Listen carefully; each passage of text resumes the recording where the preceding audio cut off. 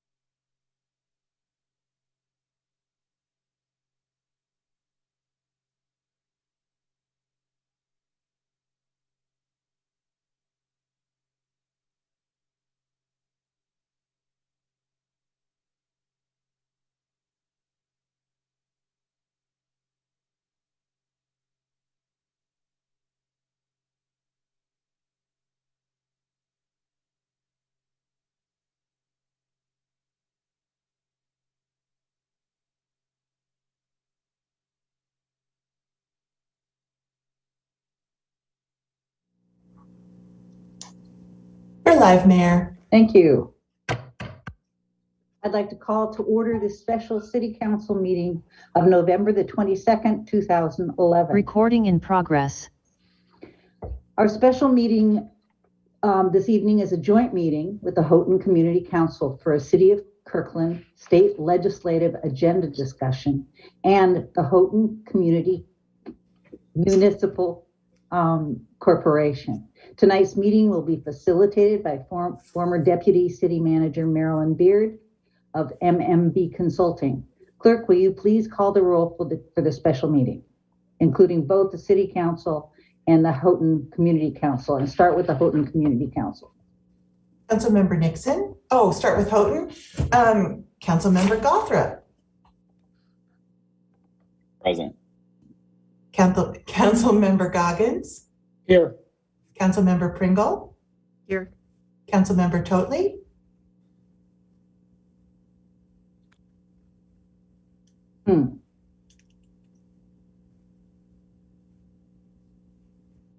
Councilmember Wright. Here. Vice Chair Kapler. Here. Chair Whitney. Here, and I want to make a note that Larry totally texted me saying that he just got in, but I'm wondering if he's in the audience as opposed to being a participant. Can you tell whether that's a possibility? I see him. I see his name there. Yes, he's in the audience, so we can promote him. Chris, if you would promote Larry Totley.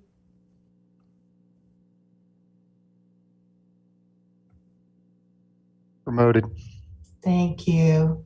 Councilmember Totley. Here. Thank you. Councilmember Nixon. Here. Councilmember Black. Here. Councilmember Curtis. Here. Councilmember Falcone. Here. Councilmember Pascal.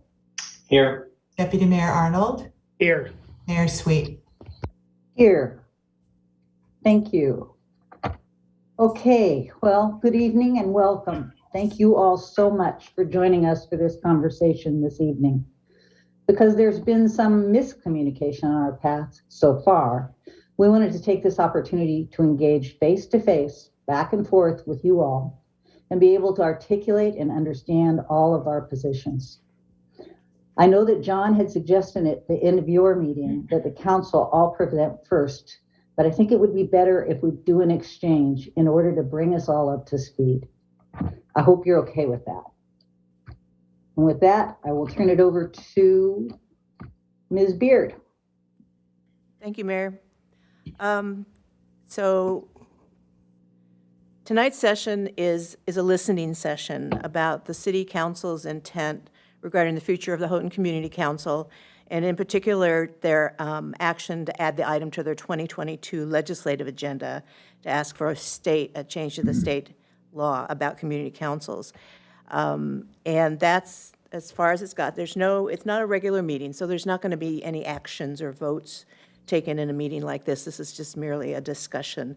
I think the City Council is going to participate in the conversation, to keep the meeting moving, and to end it on time or early, whatever works for you. So this is your meeting, the two councils, this is your meeting. So I have no opinion about the outcome. I just want to let you know. But I do care that the conversation is productive. So your job is to honestly share your thoughts, to listen, to understand. And I will be recording with the help of David Wolbrecht. I'll be making notes so that you can see that we're hearing what you're saying, hopefully. And if you could please keep your video on unless you have to step away from your computer, because I really like to see you all. And mute your audio until it's time for you to speak. And I will try to remember when I call on you to say, okay, unmute your mic, because that's the most common problem I run into with, I forget to turn my mic back on. So I just a little bit about what has happened, and then I'm going to turn it over to Kurt for a minute. I've reached out to all of you, and I've heard back from most of you in some way, shape, or form. And I want to thank you for taking the time to talk to me and give me your perspectives. What I heard, both the Houghton Community Council and the Kirkland City Council have a great deal of respect for each other. You value the individual relationships that you have between you and the council, the Houghton Community Council members and the city council members. And nobody wants to really have an argument tonight. So that's a good place to start. So we'll start there. You received a packet for the meeting. Hopefully you got a packet that had some background materials in it. And so there's going to be 3 parts to the meeting. I asked Kurt to do a quick recap of the events of, what happened when over the last year regarding the equity study in the Houghton Community Council, just a real quick snapshot, because it was in the materials, but the materials were, I don't know if you had time to read them. And so he'll do that, and then I'll take comments and record your thoughts one at a time, starting with Mayor Sweet, going to Chair Whitney, and then my plan was to go to, then probably to Vice Chair, or Deputy Mayor Arnold, Vice Chair Kapler, and back and forth. If you don't want to speak at that point, that's okay. You don't have to say anything.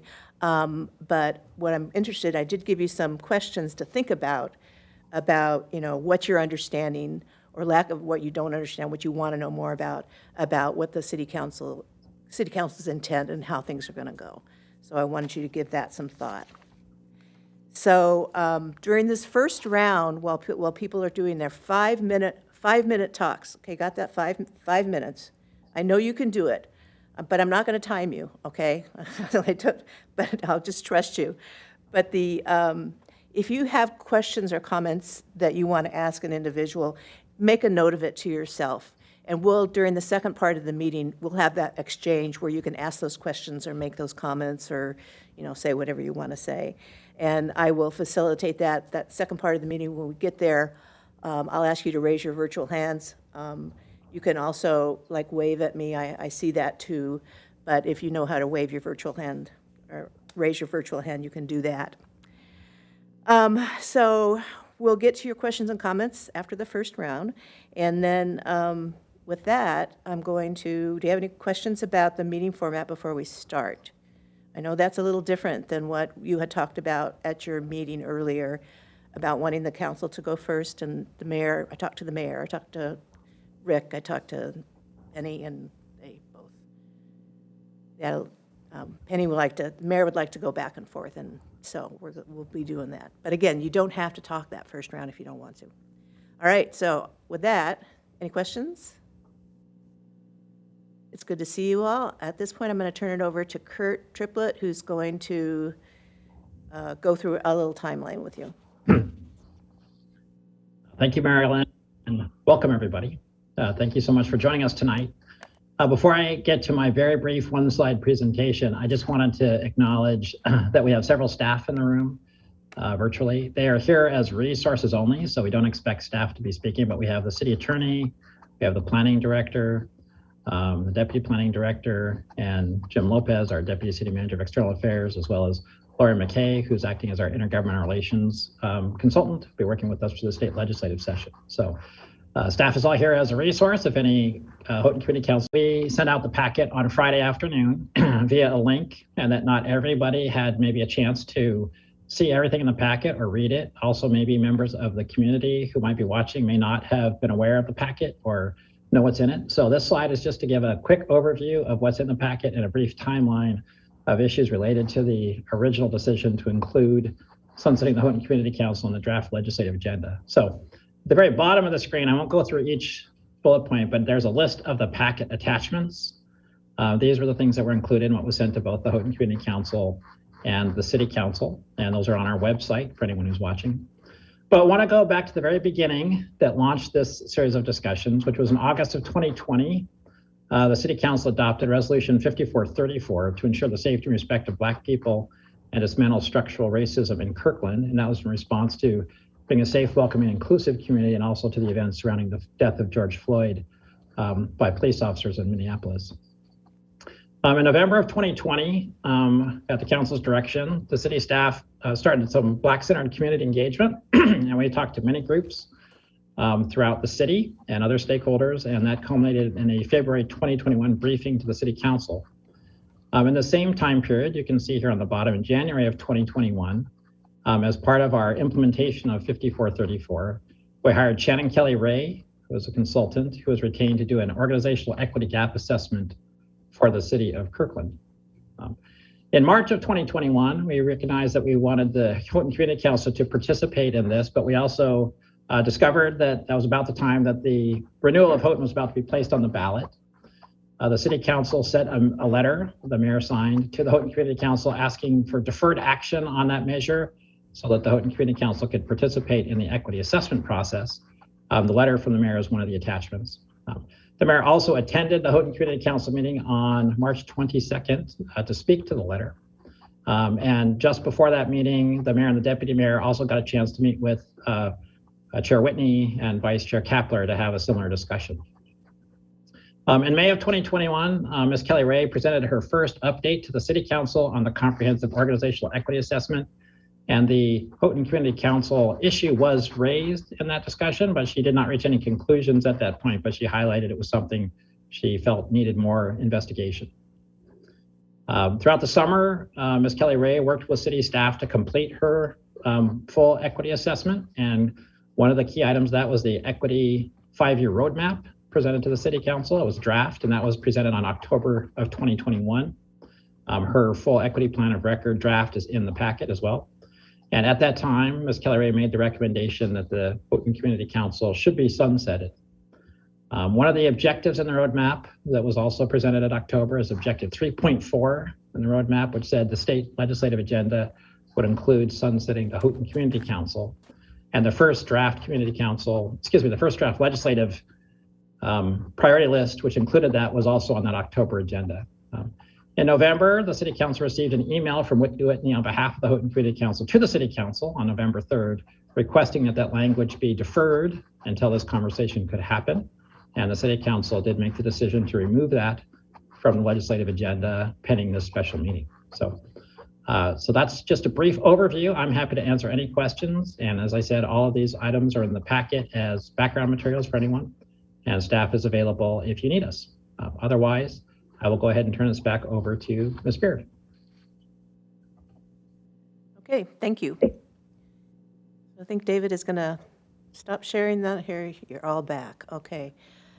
So this is the part where I probably sound like a control freak because I'm going to call on you one by one to get your comments, and but it will be different in the second part of the meeting.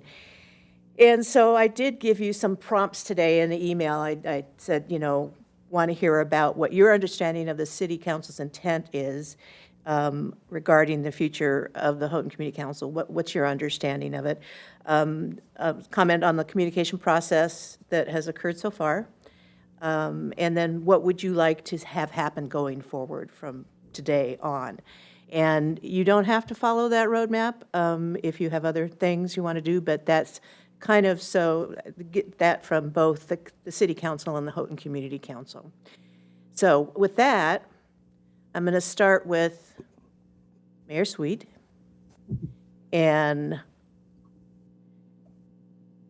share your thoughts. 5 minutes. Okay, I don't have that one little timer. It's a good thing I don't have a timer because it's a good thing. Yeah. But I never talk for more than 3 minutes anyway. Again, I want to thank you folks from Houghton for joining us for this conversation this evening. Every elected leader in this meeting shares a deep love of our city and the very best interests for all of the members of our community. Every one of us has worked diligently and with great integrity in service of Kirkland. I do not question that. What I question is the fairness of a system that advantages 10% of our community over the whole population. Kirkland needs to be one Kirkland. My path to service in my community, here in Kirkland, included serving on my neighborhood association and eventually chairing it. Through that neighborhood association, we worked closely with the city on issues that affected our neighborhood with very impactful outcomes. We have 14 neighborhoods in the city of Kirkland, and each one has a neighborhood association.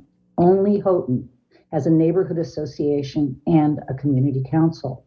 That is a clear structural inequity. As most of you know, I have never supported the existence of the HCC. When I was made aware of it 20 plus years ago, I considered the fact that the Houghton community had this extra level of representation to be unfair to the greater Kirkland population. In January and February of 2017, we started our journey toward creating a culture that was safe, welcoming, and inclusive for everyone in Kirkland. 4 years later, we dramatically expanded that body of work last year with Resolution 5434, which laser focused us on the issues of safety and respect of Black people and on social justice and equity. Our 5434 called for contracting for a comprehensive city organizational equity assessment to identify gaps in diversity, equity, and inclusion in all areas of city policy, practice, and procedures, and to identify proposed action steps to address those gaps. The city manager has just reviewed the timeline that got us here. In 2 weeks, I hope that we will adjust our legislative agenda to include the original language about sunsetting community councils. The Washington State Legislature created the community councils 53 years ago, and only 2 remain. The legislature needs to end them. They may or may not decide to take this up this year. It's a short session, and with all of the hurdles that COVID has caused, it may be too big a lift, but I hope they will. I truly believe that we must follow through with our commitment to eliminate systems that are inequitable in our community, as this one surely is. Thank you. Thank you, Mayor. So just a word, couple of what I heard. Your focus is on there's 14 neighborhoods, but it still needs to be one Kirkland. And in your perspective is that having this extra level of influence creates an inequity. You want to put the sunsetting back on the legislative agenda, and the legislature may or may not take it up this year. That you don't know, because it's not up to the city council, it's up to the state legislature. Mm-hmm. Thank you. I get it? Okay. Rick, you're on. First of all, I truly appreciate the opportunity for us to have this meeting. Wish we would have had it months ago. I'd like to fill in some of the gaps in the timeline that Kirk presented, or maybe not as gaps, but just provide a little more information on this. The first time that we heard about this was we had an urgent request for a meeting with Mayor Sweet and council members Black and Curtis in March. And that's when we first learned of the city's equity assessment process and that they wanted us to participate in it and delay action on our resolution for a vote in November for continuation until after we went through that process. At the time, it was represented that we would have until August to adopt that resolution. So we were open to the delay, but we were concerned that there wouldn't be enough time to complete it, even for us to act on it in April. And then subsequently found out that the filing deadline, I should have known it, but we realized the filing deadline was May 31st. More significantly, it was May 21st for candidates. So I just put this out to make you realize that when we did not agree to delay our action, it wasn't in any way that we were disagreeing with the value of going through the process and participating in it, but we did not think that the timing allowed us to delay action. We didn't want to give the appearance to potential candidates for the Houghton Community Council that we were delaying this and to our advantage, and that it would give the incumbents an opportunity to reduce the amount of time for somebody to make a decision on whether or not to run. So we chose not to delay action, but we made it really clear that we were open to full participation in the process. And in particular, the letter that Mayor Sweet sent us, and it was from the council as a whole, stated that there would be a focused outreach that would be completed and presented to the Houghton Community Council. That was from you, the council. You people represented that to us. That's the last communication that we had until, and the last awareness that I had about there being a notion that we were going to be, there's going to be some recommendation for a discontinuation of the Houghton Community Council, until I got an email that you were copied on from Representative Wallen on October 10th. So we're talking, 6 months plus, where there would have been plenty of opportunity for discussion. And in fact, the preliminary findings from the consultant came out in May, which clearly would have been too late anyway. That was one of our concerns, that we didn't think there'd be enough time, and it wouldn't have worked. Her findings didn't come out in time for us to make it for our April meeting anyway. Bottom line, all these months transpired, no communications, no involvement with the Houghton Community Council whatsoever. And then we get broadsided by a letter from Representative Wallen, which was copied to the Kirkland City Council and Houghton Community Council, requesting that we sunset the Houghton Community Council, quote, to create a more equitable city, a more just city, and a more inclusive city. She proposed that we sunset Houghton Community Council by a date certain. And she said that if the ballot measure was approved, she asked that we would pass a resolution in December or January stating we won't place any further renewal of Houghton Community Council on future ballots. Or alternatively, she asked us to work with her, the city council, and city staff to prepare appropriate legislation. I met with Representative Wallen that week, and she acknowledged that she could and should have been discussing this. This should have been discussed months ago. I, at that point, presented her with a letter in response to hers that I intended to send out to City Council and the Houghton Community Council members. It was a joint effort by John and I. Because of the timing, we weren't able to involve the other Houghton Community Council members because it would be in violation of the Open Meetings Act. So John and I put together a letter, and I wanted to give her an opportunity to review the letter. If there are any misstatements or misrepresentations that she wanted me to check on, I was open to it. She didn't have any. She said she would probably have it. She would like to have it fact checked by Toby Nixon, and that's last I heard of it. But bottom line, she said, your letter is fairly written and I respect it and you should send it out, which I did. I sent that letter out to all the members of the council, and I did get a response from Councilman Black, and pardon me, I'm sure I missed one step in this. I sent it out, and then a few days later, I followed up with another message to the Kirkland City Council, and I asked that they would. I said I look forward to having an open, constructive discussion of issues related to the continuation of Houghton Community Council after the election. Councilman Black responded thoughtfully, and he's the only one who did respond to me. And he stated that he thinks that sunsetting Houghton Community Council is worth discussing.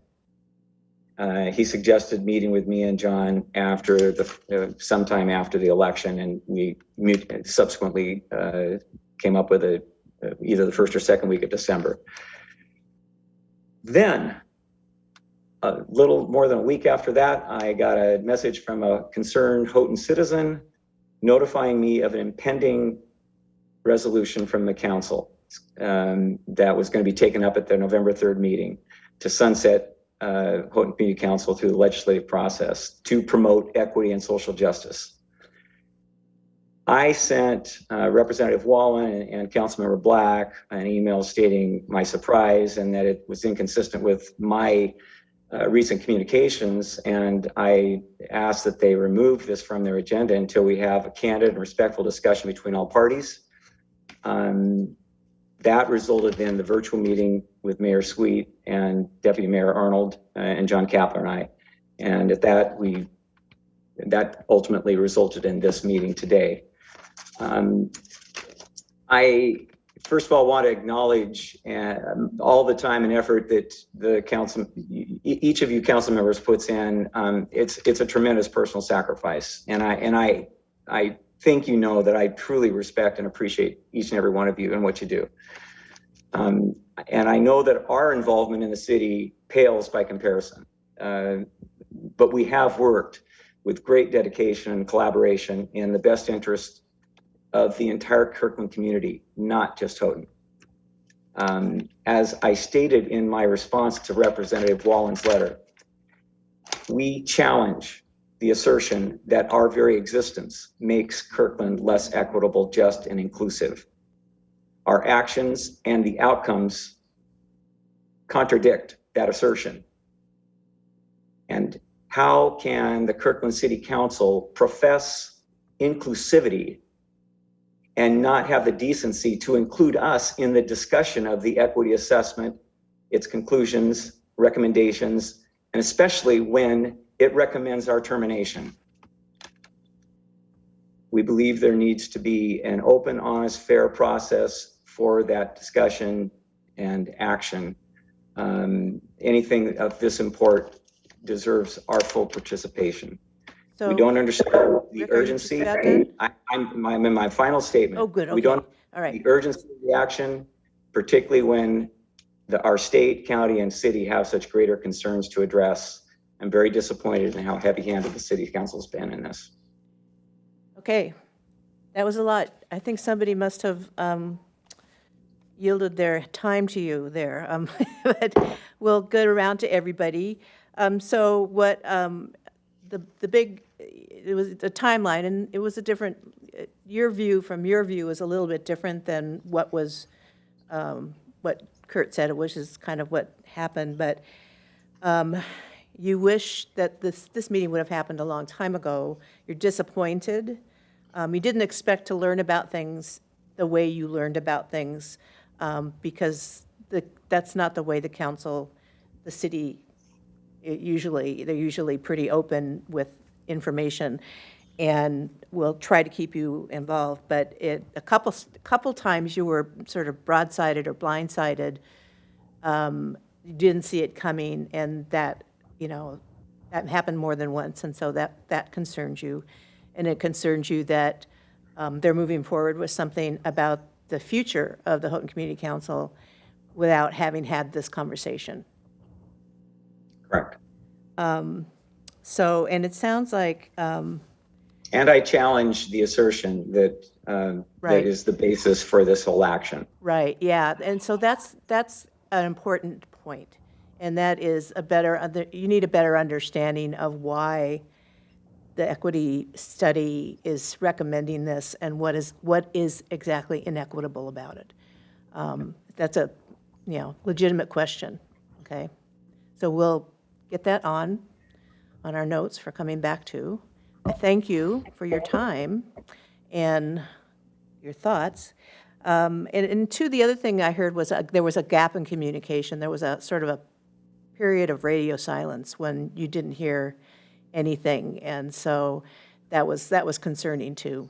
So, Marilyn, right. in all due respect, there's the only time that we've gotten communication is when I've had to reach out. It hasn't been anything has been offered. I've almost had to insist that we get some response on things and that we get informed.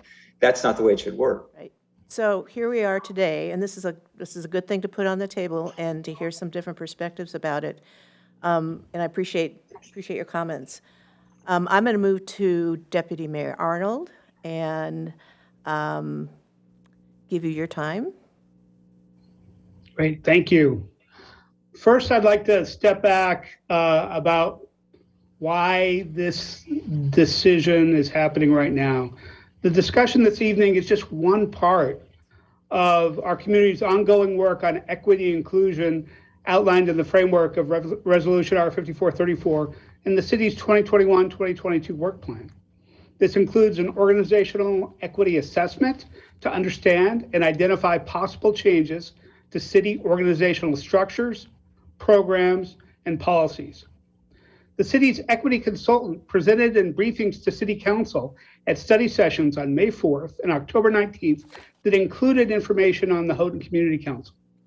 No one, including limitations on neighborhood centers, affordable housing, rooftop solar, and school expansion. Because of these limitations and restrictions, 1,736 residents on November 2nd has a disparate influence compared to the 21,679 that voted in Kirkland, and this impacts all of our 89,438 residents. Given the natural challenges, asking people to voluntarily give up power and privilege, the Houghton Community Council can only now be sunsetted through action by the state legislature. The City Council's decision is whether to add an item to our state legislative's agenda supporting efforts to do so. And the state legislature may or may not take action independent of us. This should not be a surprise. In addition to the correspondence between the City Council and Community Council in March, you had access to the same information at the same time that the City Council did in the council packets in May and October. The October draft and the November adoption of our legislative agenda is our traditional calendar so that we can adopt a legislative agenda before the session.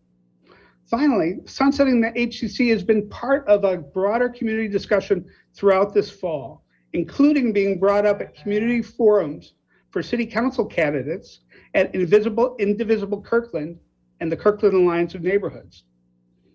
I and other candidates spoke in favor of sunsetting. The Community Council is just one of many topics under consideration to address structural barriers to equity, top to bottom within the city. The City Council is committed to this hard work, and we hope you'll appreciate that context. Personally, I've worked with you all for more than 12 years on the Planning Commission and before my election to City Council. I appreciate your input, perspective, and longtime service. Regardless of what happens with the Houghton Community Council, I hope we can find mechanisms to continue to hear that voice and for you to continue this work together to make a better Kirkland. Thank you. All righty. So one of the clarifications, and I think somebody made the implication that HCC, that the inequities around the Houghton Community Council being racist, their decisions were racist, and it's not about that. I got that. That there are restrictions that have been put in place that puts more burden for growth in other parts of the city, and that I think is closer to what I think you're saying the inequity is. And that makes their influence disparate compared to other neighborhoods. And so only the state can act on this, and this is just to get it on the table with the legislature. And whether or not they're going to take it up, you don't know. Houghton Community Council had access to so what I'm hearing here, Houghton Community Council had access to all of your council packets. And, you know, on the flip side of that is I'm not sure that they look at all your council packets all the time. And so I think we're expecting that you'd say, hey, by the way, there's this thing on the legislative agenda, you should know about it, and here's why. So maybe some conversation of that nature. I think that's what I'm getting. There was discussion about sunsetting during the campaign season. So it's not like it hasn't been talked about, and some of you may not have, been involved with those campaign meetings. But you appreciate the hard work that you've done and the relationships that you've had, and hope and expect that the Houghton Community Council members will continue to be involved in city government. Is that okay, Jay? Did I get it? Okay. All right. We're going to John Kapler. Thank you, Marilyn Beard. I appreciate it. I hope I'm not getting an echo from everybody. I'm having a little server problems tonight. I'm not echoing. Okay. I do appreciate everybody's service as well. Thank you very much. Rick, I appreciate the input in filling in some of the timing issues on what has happened. And that's, I guess, where I'd like to pick up, because the timing issues really were that the equity report came out in its final draft and in a early meeting to the city council, and in their regular meeting some 2.5 hours later, there was already a resolution that included the city council working with the state legislature to sunset the Houghton Community Council. It happened very, very quickly during that one evening. So I believe that this is really at the forefront of the Kirkland City Council's agenda because of the equity agenda, or the equity study that came out. The equity study was done by a single person. It was not done by a committee or a group. One person really had made the entire comments for a city the size of Kirkland. I found it very, very interesting that in that report, with many of the items that were listed as inequities that should be focused on, there's only one place where the equity officer wrote that she directed the city council, the city staff, the city manager to work expeditiously with the state legislature to eliminate a community organization that serves thousands. That does not seem to me to be the words of an equity officer. Those words really should have been, even as Jay said, they should have been to review, to understand, to study. That's what an equity officer does. It does not eliminate the voice of a community organization. I believe this is somehow preordained, or somehow I actually feel set up by this. And I think even so much so by the words of the city council when I listen to them talk about agreeing to meet with us again after we asked, and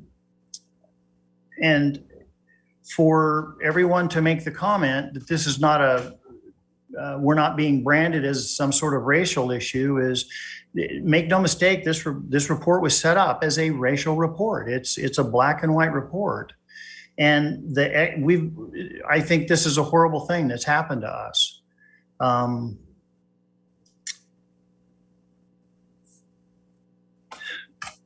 A couple of the things Jay said about the actual inequities themselves.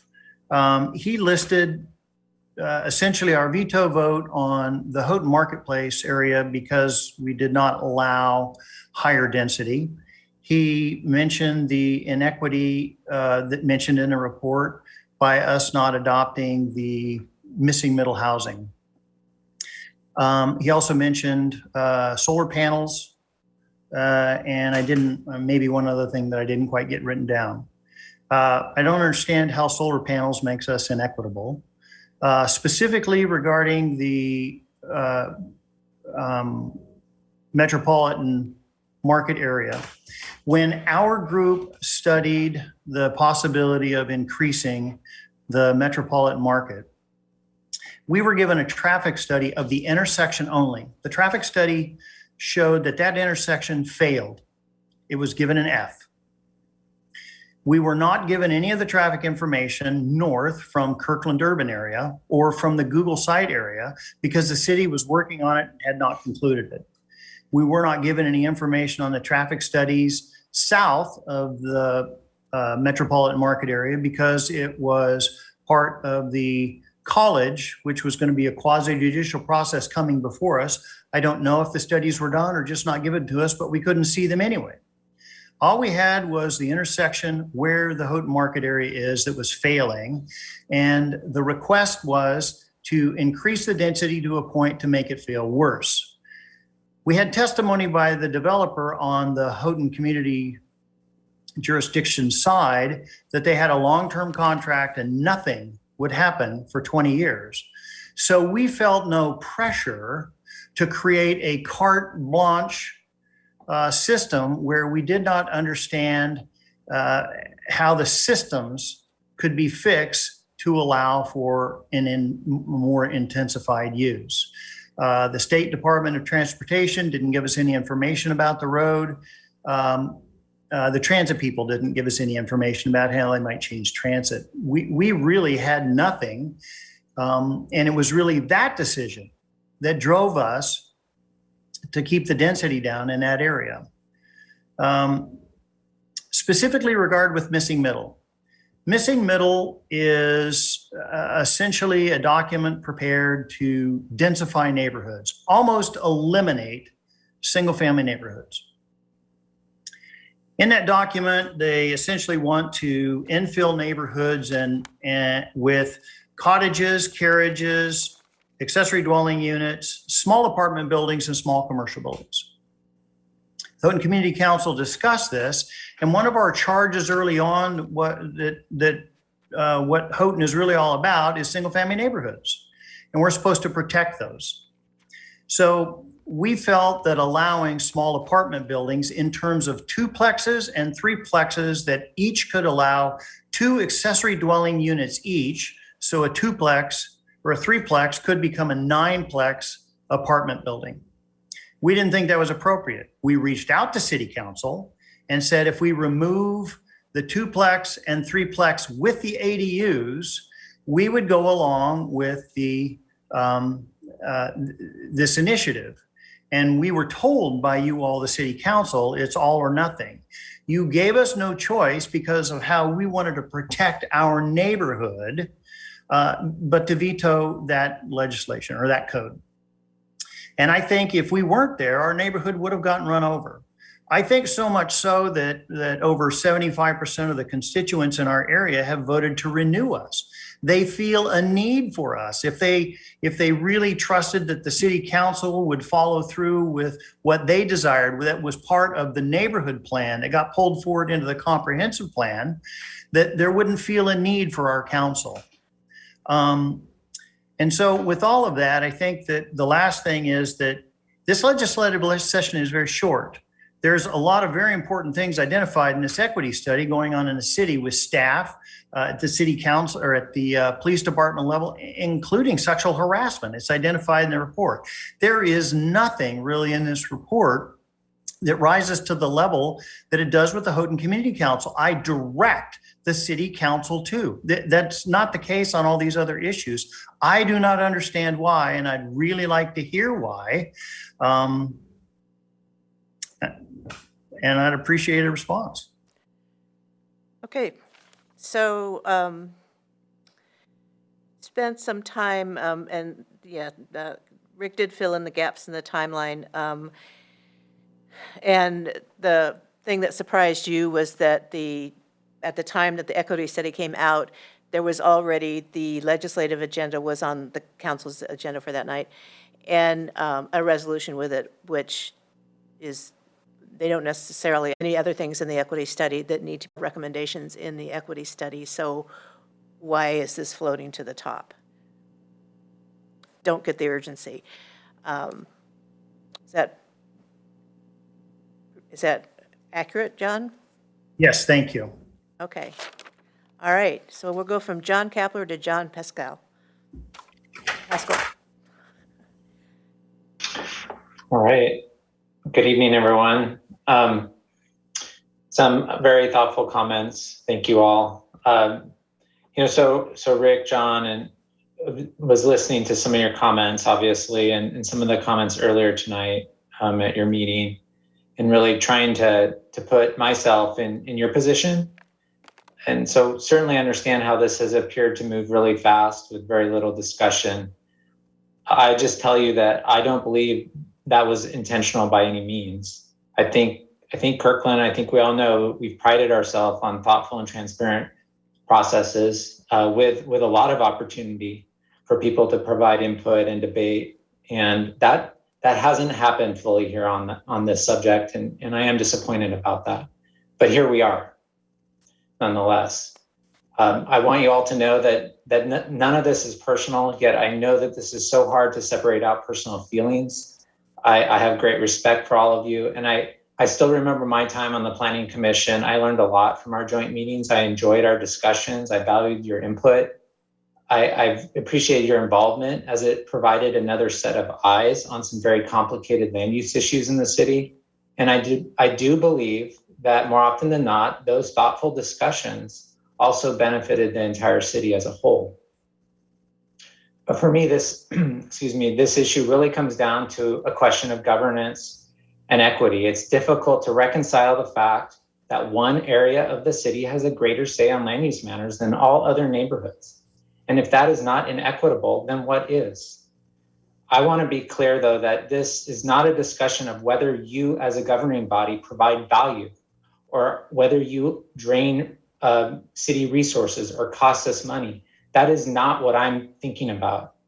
I know you bring value in most situations. For me, it's really just a topic of sustainability and equitable governance, sustainable and equitable governance, I should say. And as an elected leader, I feel like it's my responsibility to take action on those topics that improve governance and address system inequities, particularly over the long term. So do I believe that sunsetting the Houghton Community Council is the highest priority issue from an equity perspective? No, I don't. Do I think it's the highest priority on our state legislative agenda? No, I don't. Do I believe it's the highest priority item that we need to accomplish as a city? No. Yet, when something is brought to my attention as elected leader that is inequitable, I feel we have to respond. And I feel that we can do multiple things at the same time as a city. We have a lot of resources at hand, and it doesn't mean that we have to choose one thing or the other. I've also heard a lot of questions about why now? Why take this on now? And that's a very legitimate question for the public and others to ask. I would ask, if not now, then when? All right. When? We have an equity report that was just released. We have community members asking us to address this issue. We have council members, Kirkland council members, that were former Houghton Community Council members. We have former Planning Commission members on the City Council. We have 2 council members that are serving their 3rd and 4th terms on the City Council. We're all very knowledgeable on this subject. We have a great deal of background. We have state legislators that are knowledgeable on the subject too, that are former City Council members. I think we're ready for this discussion. But I think most importantly, we as a community, we've pledged to address inequities. And to be honest, there probably is never really a great time for this discussion. So I know that's a lot to unload, and we all have very passionate feelings about this subject. I just want to thank you all for being here and listening and having this conversation. Thank you. Thank you, John. So thanking them for Houghton Community Council for their comments, and you try to you understand what they're saying about communication, and you want to reassure that it was not intentional, and it's not personal, and that you respect all of them and appreciate their perspectives and thoughtful decisions that they've made. But what it comes down to for you is that one part of the community has more influence over land use than the rest of the city, one small part. Is it the highest priority coming out of the equity study, or is it the highest priority for the legislative agenda, or anything not in your view? There's many things that you need to be doing, but you council always multitasks, and so you'll be working on multiple things. But if not now, when? We asked that question, and that was and thinking that there really is never going to be a good time for this to take place, for this conversation to happen, or for the city council to take action. So, and then you have heard from some community members about, I think from both sides probably, but you have heard from community members supporting the sunsetting of the Houghton Community Council. Did I miss anything big? That was good job. All right. Let me know if I'm missing something. Okay, we're going to go to this. See, this is all random beyond this point, so you don't know in what order you're going to be called. So pay attention. Okay, Betsy, you're up. Hi. I do not have any prepared comments. I want to thank John Pascal particularly for his comments, and I take it to heart what you were saying. I think what I heard you say was this would be a good time because we have Houghton Community Council members and Planning Commission members on the council, so that maybe some of the things that we look at are being looked at by the current council. Is that what you meant by that? I meant more that we have a history of working together and kind of fully understand kind of the purview and the difficult, things that come before us, I guess. Yeah. Okay. Thank you for that. I just have two random comments. One is there's a lot of solar panels in Houghton. We did not outlaw solar panels. You will find many of them in Houghton. It was a specific measurement. But the other thing is, because there's been a lot of streamlining over the last 10 to 20 years on public process, right now we are the only elected body that listens to public testimony and land use public hearings. And that's something that is of great concern to me. So it's important to me that elected officials listen to people in their jurisdiction, whether it's the whole city or Houghton, that there is somebody who's an elected official listening to people's concerned about land use. So that's one of my concerns about sunsetting the council, is losing that, because we streamlined the public hearing process so much. So that's all I have to say right now. Thank you. Okay, thank you, Betsy. Thank you to John for thoughtful comments. And there are a lot of solar panels in Houghton. Indeed, I've seen them, yes. But because of your main concern is because the hearing process, the land use hearing process has been streamlined so much. Now, the Houghton Community Council is the only elected body that holds public hearings on land use matters. I don't know if that's what you're saying. And so we'd want to check on that to see if if there's at least a perception that you don't have, that the public doesn't have the access to communicate about land use issues the way they used to, because the hearing process has been streamlined. Is that right? Yes. Process 1 is the planning official. Process 2 is the hearing examiner. 2B is Planning Commission and Houghton Community Council. And then it goes hearing examiner, and then no official. So I think we are the only ones who are elected that listen to public testimony and really are able to talk to both the developer and the people in the community on what these repercussions might be for this land use decision. And so I feel like we have some very deep discussions that end up, as John said, sometimes creating meaningful and better solutions, maybe than somebody walked into the room with. So. Okay, and you feel that if the if the Houghton Community Council was sunsetted, the public would use one avenue to speak to elected officials. I don't know what avenue they would. And so they would, so giving people the maximum access to comment on land use issues is really important to you. Yes. Okay. Thank you. Everybody's on edge now. Amy?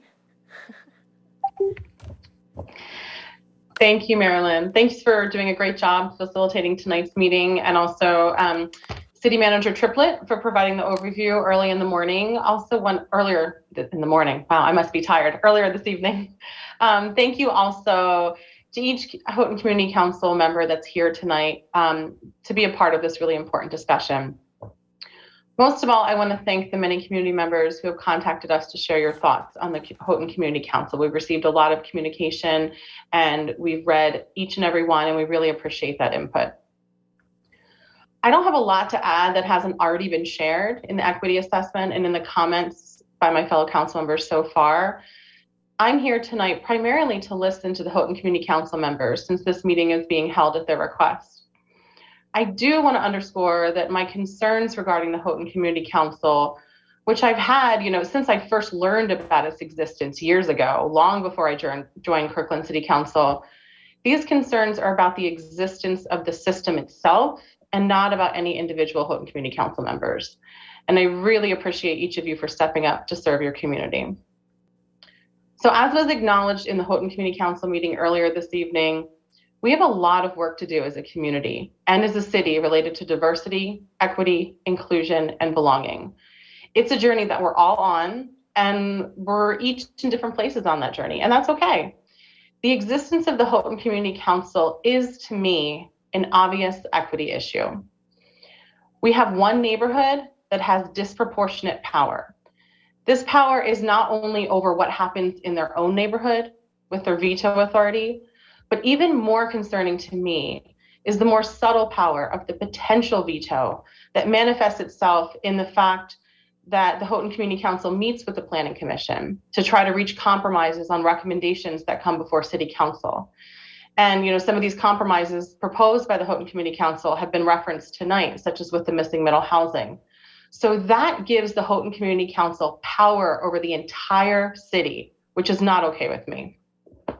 Additionally, the Houghton Community Council jurisdictional area is the only area of the city that has such an organization and has such power, which frankly isn't fair to the rest of our neighbors throughout the city. I also want to address another comment that was made this evening related to the importance of listening to resident input, and that somehow without the Houghton Community Council, residents wouldn't have a voice in land use matters. I want to assure you that the Kirkland City Council listens to our community members on land use and many other issues.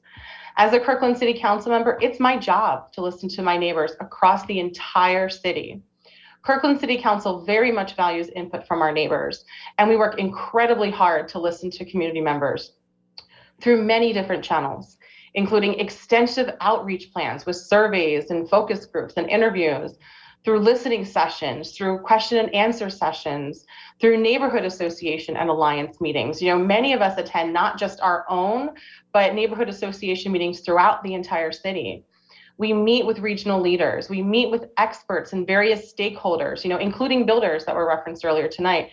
We read emails, we talk on the phone with neighbors, we meet in person with community members interested in speaking with us. We're pretty accessible as far as city council members go. Additionally, we consistently take into consideration whose voices are not currently at the table. And we work really hard to reach those community members and listen to them as well. This is very important to us. And we do all of these things, not just for land use issues, but for countless issues facing our cities at any given time. It's our job to balance many sources of information, including the different opinions and perspectives that we hear from community members, and reach decisions that we believe are best for the city as a whole. So regardless of where we each are on our journey, we need to keep moving forward to do better as we each learn and we know better. For that reason, I support the sunsetting of the Houghton Community Council and wish to include it on our state legislative agenda. I also hope that we as a city council will ask city staff in the meantime to do everything in their power to reduce this inequity. Thank you. Okay, thank you, Amy. Your reason for being here is to listen to the Houghton Community Council's perspectives, and we're getting those. You have had a longstanding concern about the inequity posed by the Houghton Community Council since you first learned about it, because they get to get early advice and get in early on issues with the Planning Commission that not the rest of the community doesn't necessarily have access to.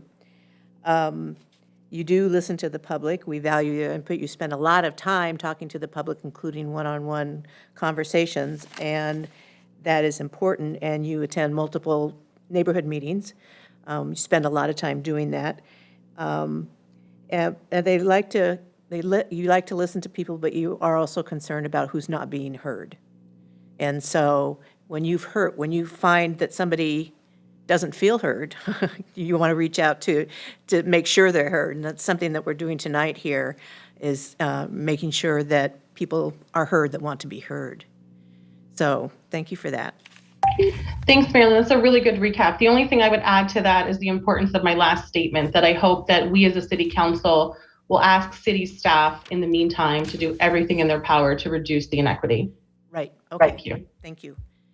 Okay. So, Larry, totally, you are up next. I'm looking for you on the screen. Oh, there you are. Well, thank you all. I really appreciate hearing the discussions. I wish this would happen quite a while ago, even before the March meeting when the council approached us. Because I do remember Mayor Sweet at that meeting with the 3 council members and the 3 Houghton Community Council members saying, I wish we would have included you earlier with our 5434. And yet, here we are in November, and we're finally having this discussion. So it's a little late in my mind. Marilyn asked the question early, what is my understanding of what the Kirkland City Council wants? Basically is to sunset the Houghton Community Council, primarily based on the recommendations of the equity consultant. I don't think that's been well documented in the equity consultant. So my focus tonight's really been to listen, to understand on the proposed to sunset it, even though we've had a fair and democratic election with 76% of the votes cast in the process. If it was really important, this discussion would have happened a year ago, even in August, when you first were adopting 5434. Although I'm hopeful that I'm wrong, I'm not expecting tonight's discussion will change the position of most of the Kirkland City Council members on this matter. As has been discussed quite a bit, it's been the 11th hour every time before they even reach out to us, to this body, an elected body. If they were really interested in dialogue, they would have started this earlier. However, as part of the Northeast 85th Station Area Plan, the mayor reached out to the owners of the Lee Johnson property, as well as the Google, the proposed tenants, to see what they might want to happen in that area. But with another elected body within the city council and city management decided it wasn't important enough. That's troublesome to me. In preparing for tonight, I started looking at what I wanted to start exploring, which was to understand the communication or lack of communication and transparency and why that came about.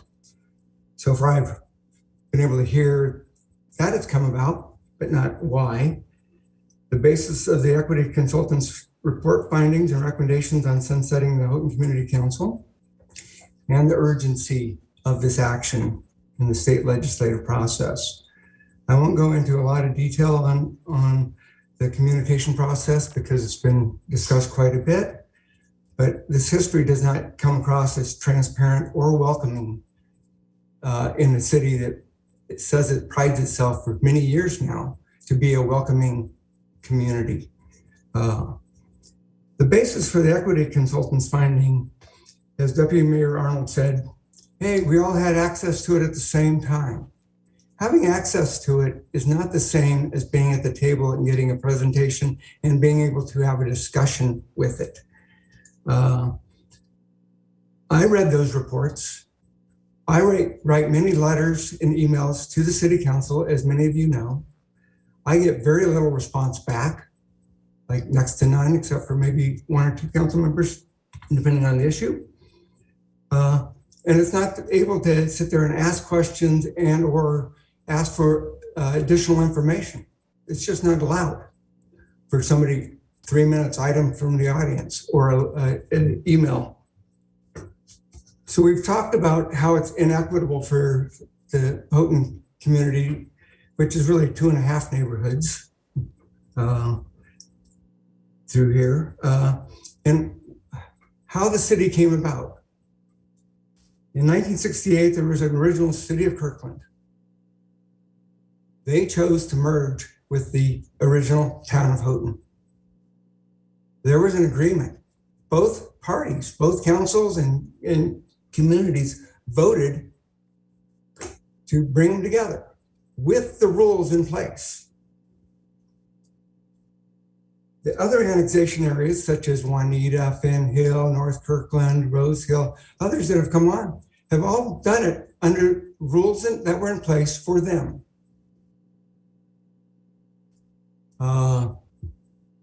Those rules sunset on some of those areas sooner than others. They were very specific. People still voted to say, yes, we want to be part of Kirkland under these rules. So I think there is a difference between the area covered by the Houghton Community Council and the rest of Kirkland out here. Hasn't been discussed at all in the equity report. It's discussed how Houghton came about, the Houghton Community Council came about, but not how it compares to the other parts of the city and why it's different. I also believe the equity consultant's reports should have at least tried to show the specifics on how the Houghton Community Council's actions have resulted in actual equity issues and concerns versus simply perceived that I've heard about tonight. Duplex, triplex data, that very same meeting, October 19th, that the equity consultant presented at the study session, the executive summary, that same meeting, the city council received a packet on missing middle housing, how many units there were. There's very few actually applied over 18 months citywide. 3 units have building permits. Doesn't say it won't be more later.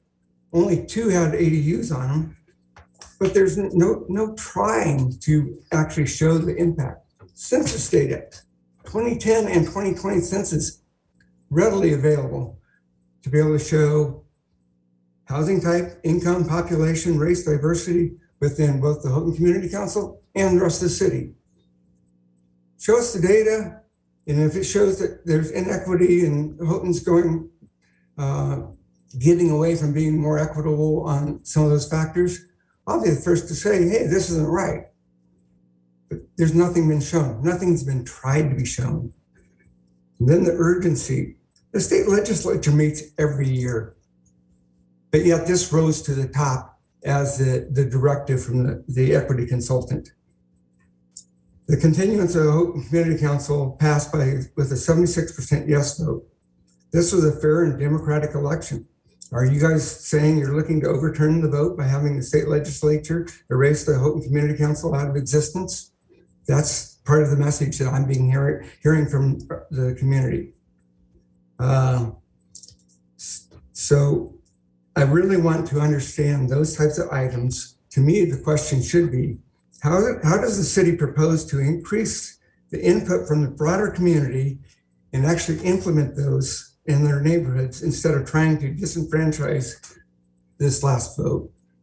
Thank you. Appreciate it. Thank you, Larry.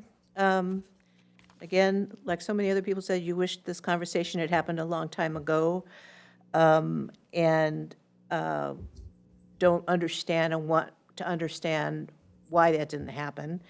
And I'm not sure anybody's going to take a shot at that, but I'm going to ask about it, a little bit about why that might not have happened. Your focus is to listen. You don't think that this meeting is going to change anybody's mind.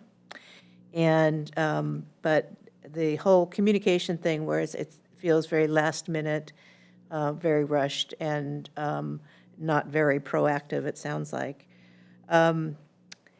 So you write a lot to the city council. You don't always get responses. You'd like to have, you still want to maintain that line of communication. And, you know, you went into a little bit about the history about how the Houghton Community Council, when the Houghton Community Council was formed and the rules under which it was formed, and that was the agreement at the time. And so that was a long time ago. What did you say? That was 1968, or is that right? 1968? Okay. Correct. Yeah, that was a long time ago. In particular, you want to understand, you don't understand specifically how the decisions of the Houghton Community Council have created inequities. You didn't, the consultant didn't provide examples, and you need to understand that, and you don't understand how that is. And you don't understand why this is rising to the level of importance that it is right now. The legislature meets every year, so why now? All righty, going to Toby.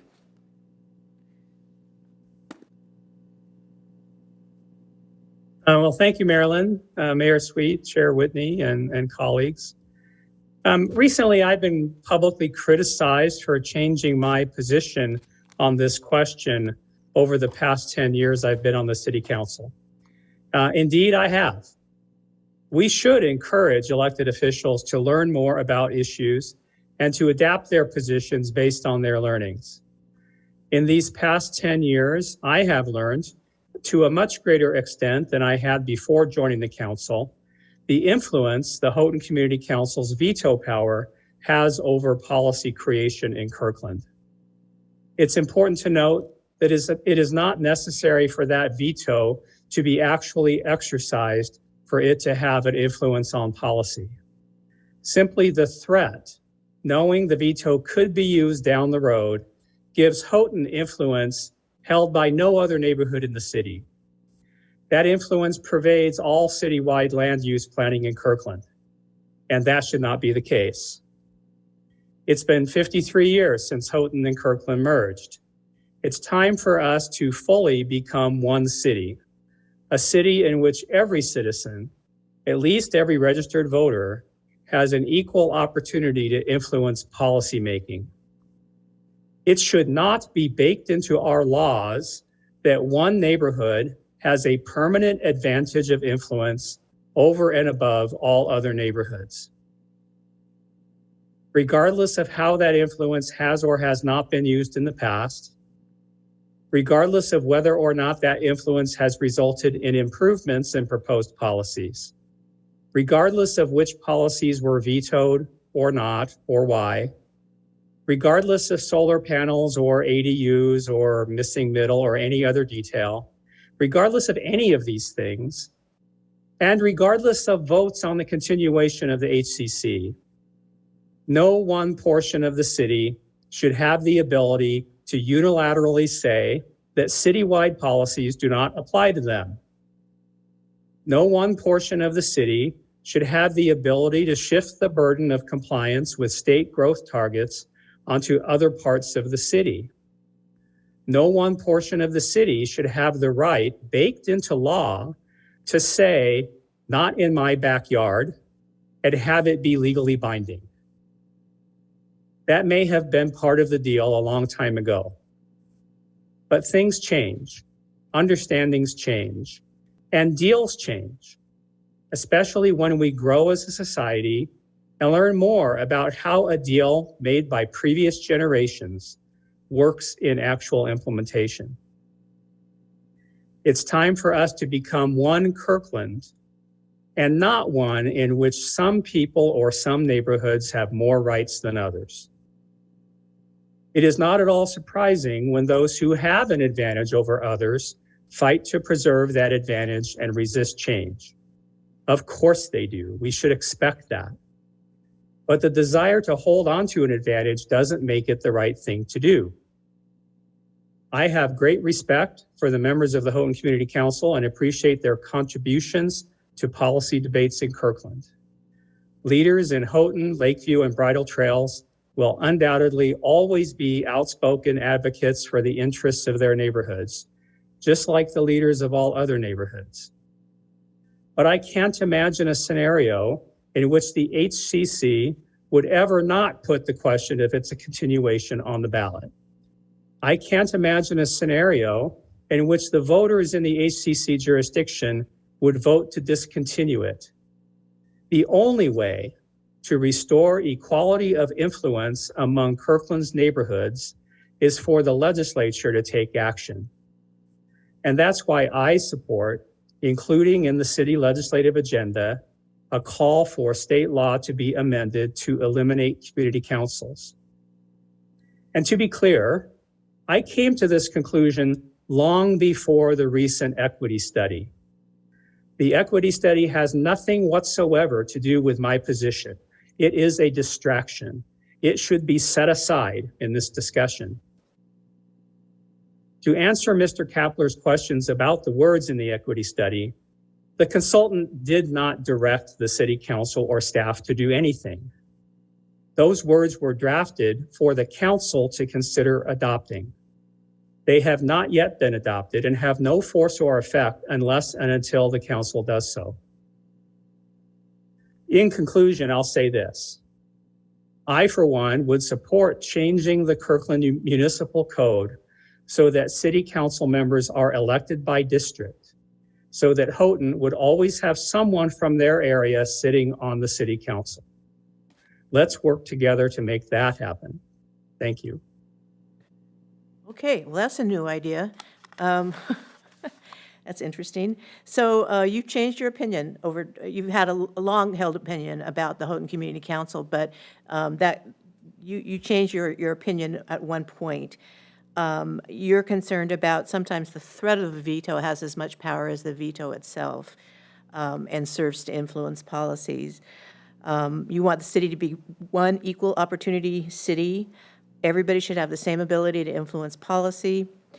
And the deal that was made 53 years ago, or however many years ago, deals can be changed. And with knowing what you know today, you work with what you know today, and things have changed in that time. And you have Houghton voters, you can't see that Houghton voters would ever vote against re-upping the Houghton Community Council. That kind of makes some sense. And you support doing elections by districts so that Houghton always has somebody that represents their interests specifically. So let's work on that together. So that's a really brief recap. Is that good? Okay, going forward. Kelly.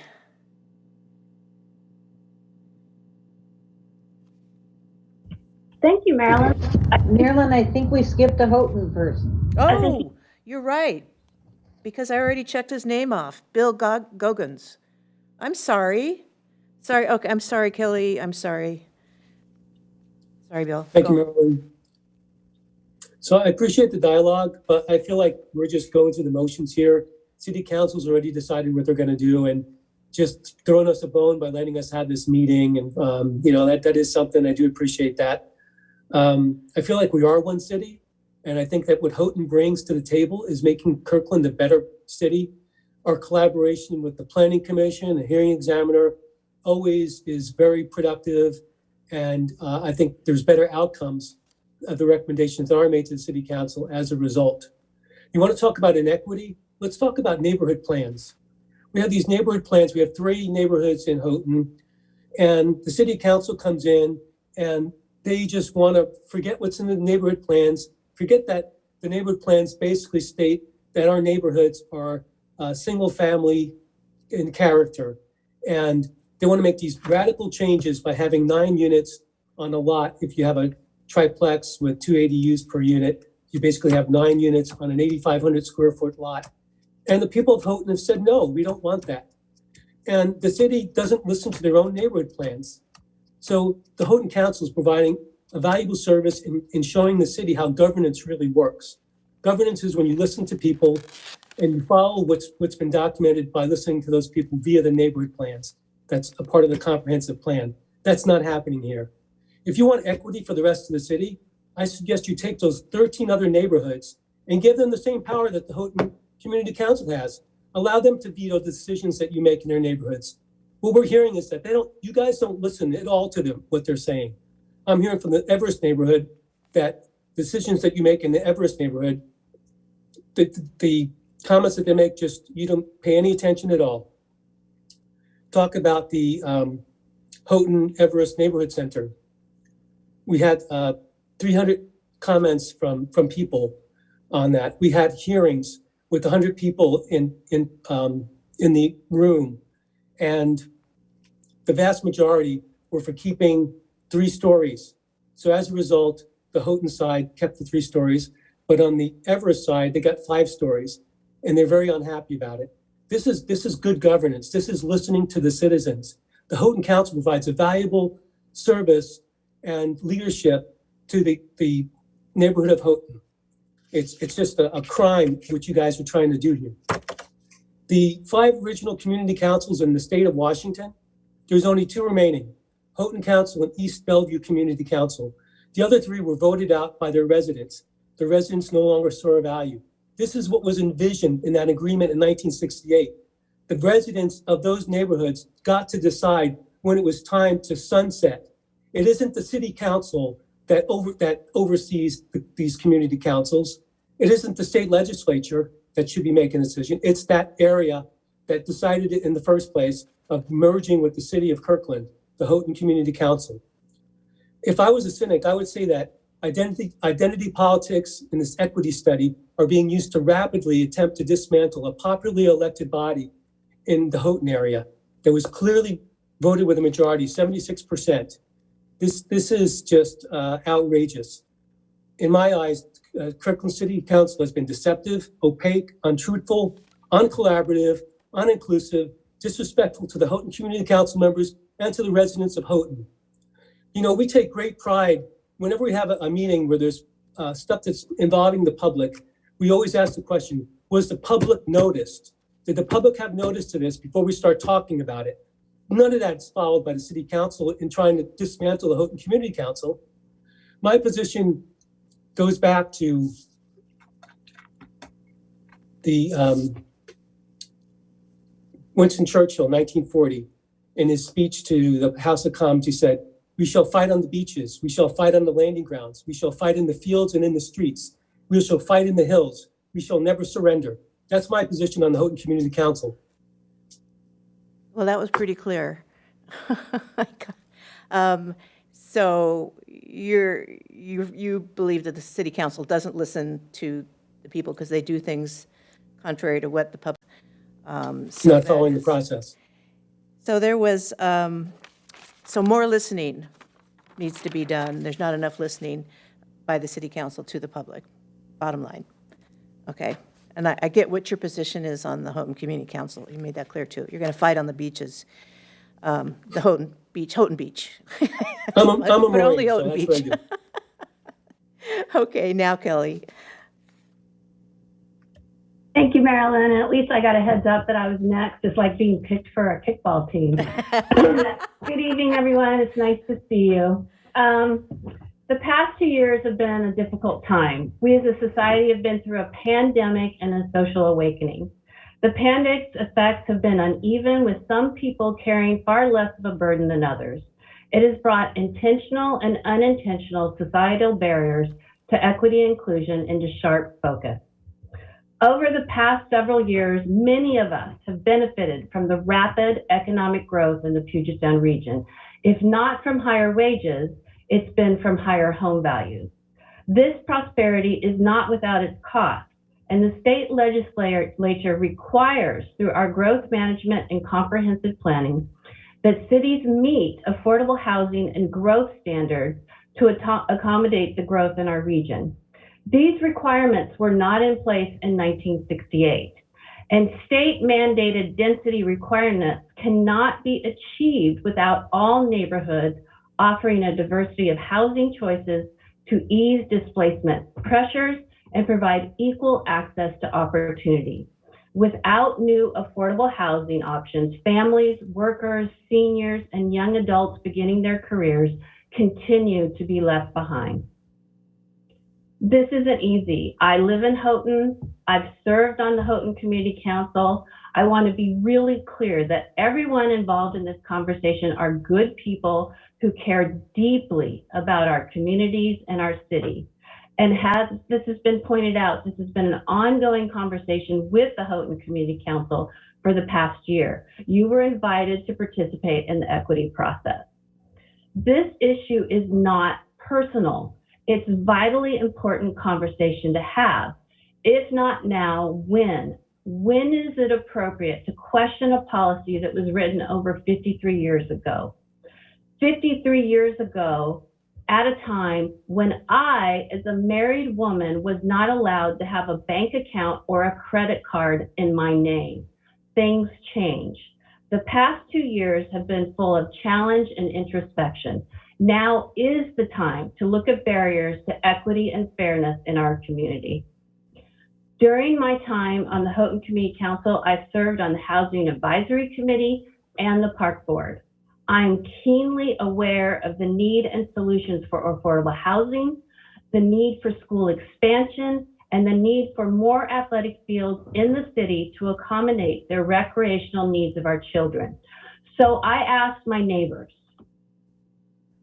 should Houghton have special rights and votes that are not afforded to the rest of Kirkland?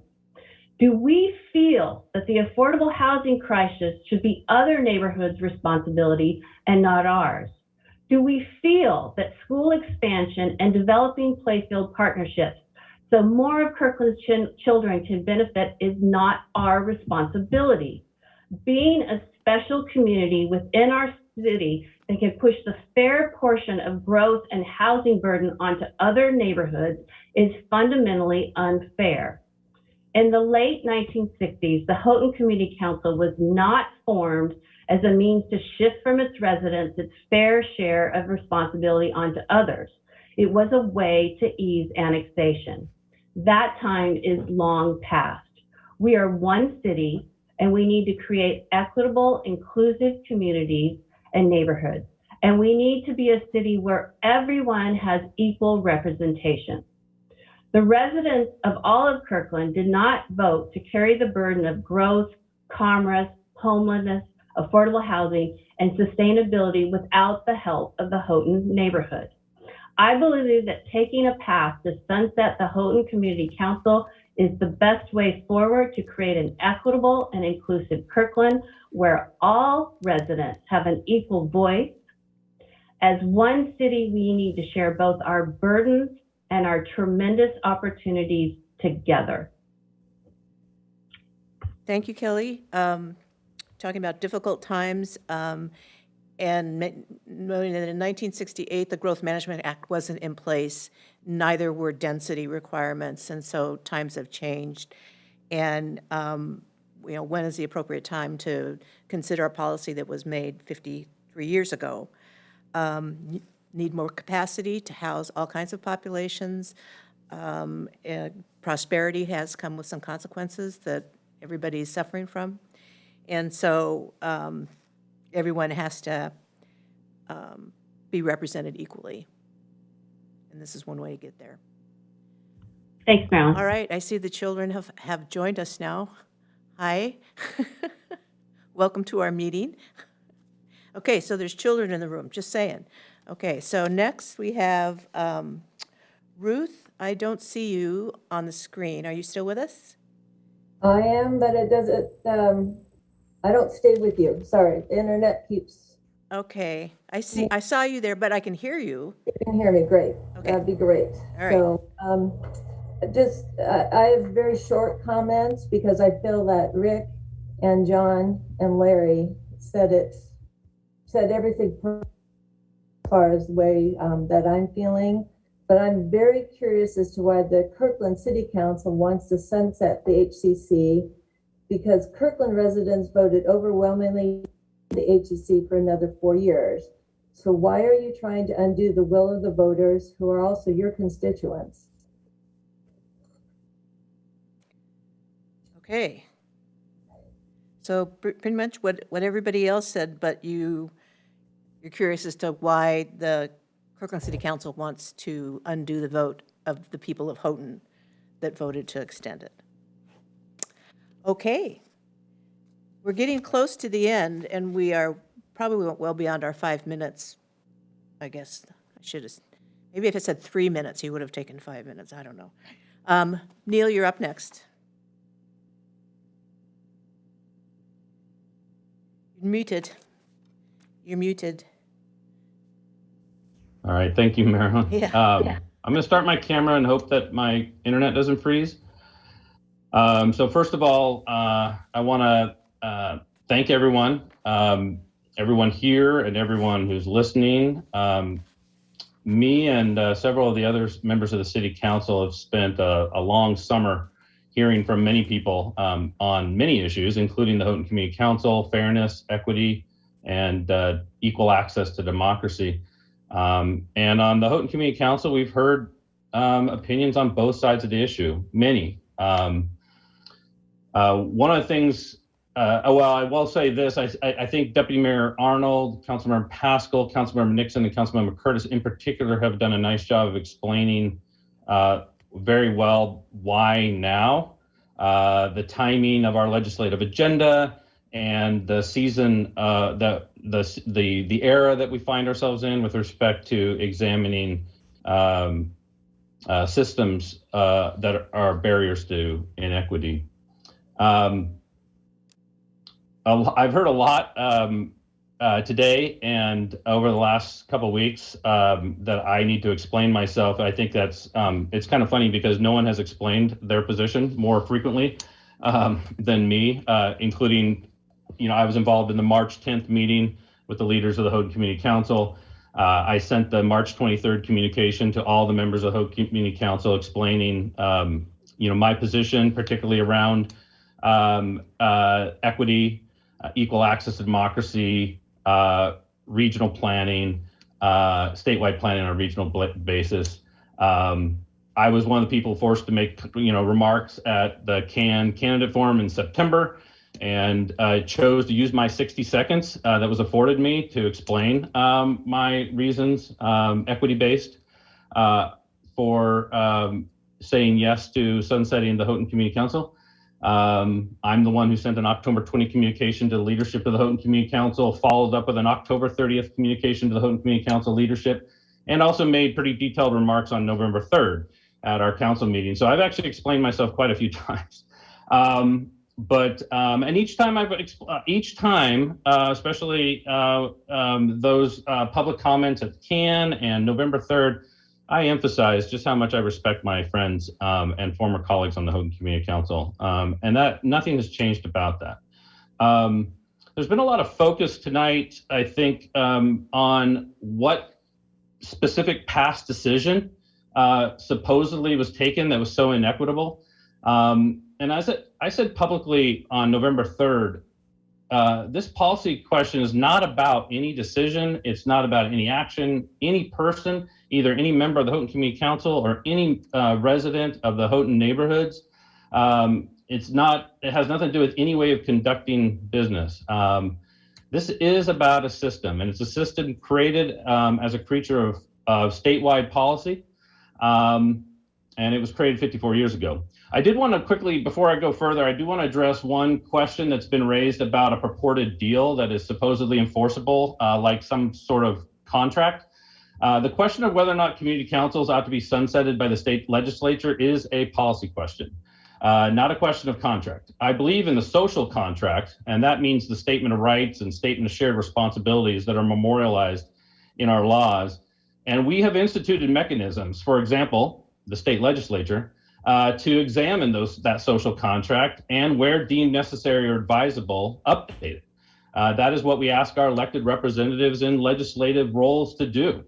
And we don't just allow them to do it, we actually demand that they do it. Examine the social contract as memorialized in the law and determine whether or not it rightfully ought to be updated and improved. That's very different than a traditional contract that could be breached. Contract is defined by a bargain and exchange, a record of agreed upon permission and allocations of responsibilities, enforceable by law. And contract is defined by the very right to terminate that contract if the other party cannot or will not fulfill its obligations under the contract. Here, the Houghton Community Council has no responsibilities, only permission, and that permission is granted by the state legislature to disapprove. It's permission granted as a matter of policy. And the HCC as a body has no responsibilities, no obligation that can be breached, and no basis on which to terminate for breach. And so there's no contract. So what we're talking about is a policy. It's a longstanding policy, and longstanding policies should not be reversed on a whim, but they can and should be examined by policymakers from time to time. This is particularly true at a moment like this, a time at which voters rightly demand that we examine our institutions and systems across the entire city to determine if such institutions and systems advance the goals of greater fairness, greater equity, and greater democracy. The City Council has undertaken that effort with its adoption of R5434. We've leaned into it, and that's what led to our meetings in March, our communications since March, and the letter to the Houghton Community Council in March. Really quick, I don't know how many people who are listening or on this call were alive in 1968.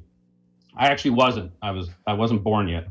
But I imagine a lot of people listening or on this call can remember 1968. And if you can remember 1968, if you were a student in high school or elementary school or college, I would ask you to think back to how you felt about 1915.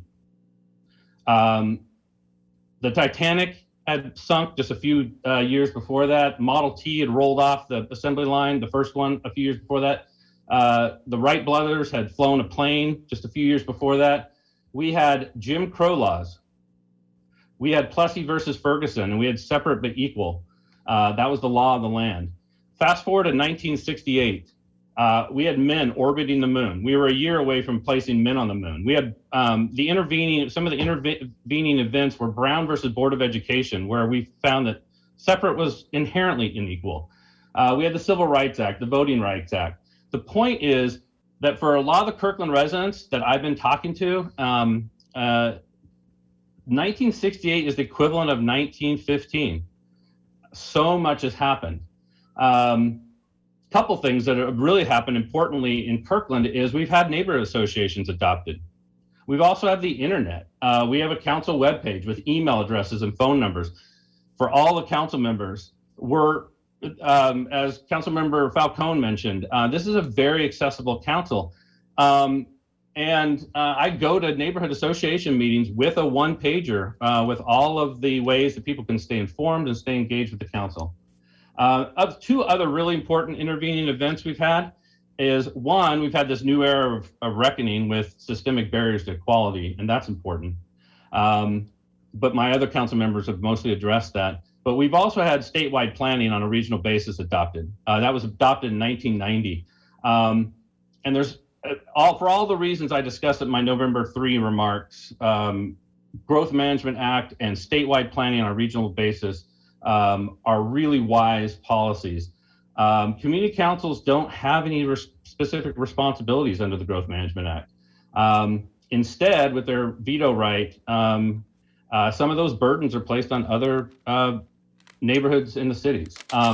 There are only three bodies that can really examine this question of the existence of councils. That's the council itself, the Houghton Community Council itself, the people within that jurisdiction who can vote, and the state legislature. And I would argue the state legislature is, in fact, uniquely positioned to examine community councils through this lens of overall fairness for all Kirkland residents and all state residents, particularly in light of the important goals of statewide planning. In contrast, the examples in history where an elected body or a body politic, the voters, actually voted to remove a special privilege which they alone benefited is so rare that I spent time thinking about it and I actually couldn't come up with one. So one of the key principles here I'm speaking about, this has been the lens through which I've looked at this since I communicated with the Community Council back in March and all the way through my communications in October and November, and that's the issue of fairness. Community councils, as I said, they're a system that we chose to create 54 years ago. They're not that well known, they're not that well understood or well examined. Their vetoes, and more importantly, their threats of vetoes, affect neighbors who have no vote in the makeup of the community council. And the more integrated a community council is in the city decision-making, despite all the best intentions, the greater the outsized influence of the council members and the small number of voters who elect them. The greater extent of their extra jurisdictional effects, and frankly, the more anti-democratic the results. And that's a key concern for me. And this is the result of a system, not a policy, not any particular decision, not any particular person. It's a policy, and it's a result of a system that determines that, where how community council members are elected and how continuation every 4 years is determined is baked into the system. Last comment, and I thank you for bearing with me. Back in March, when I communicated with the entire Houghton Community Council, one of the points I made was there's this special accommodation.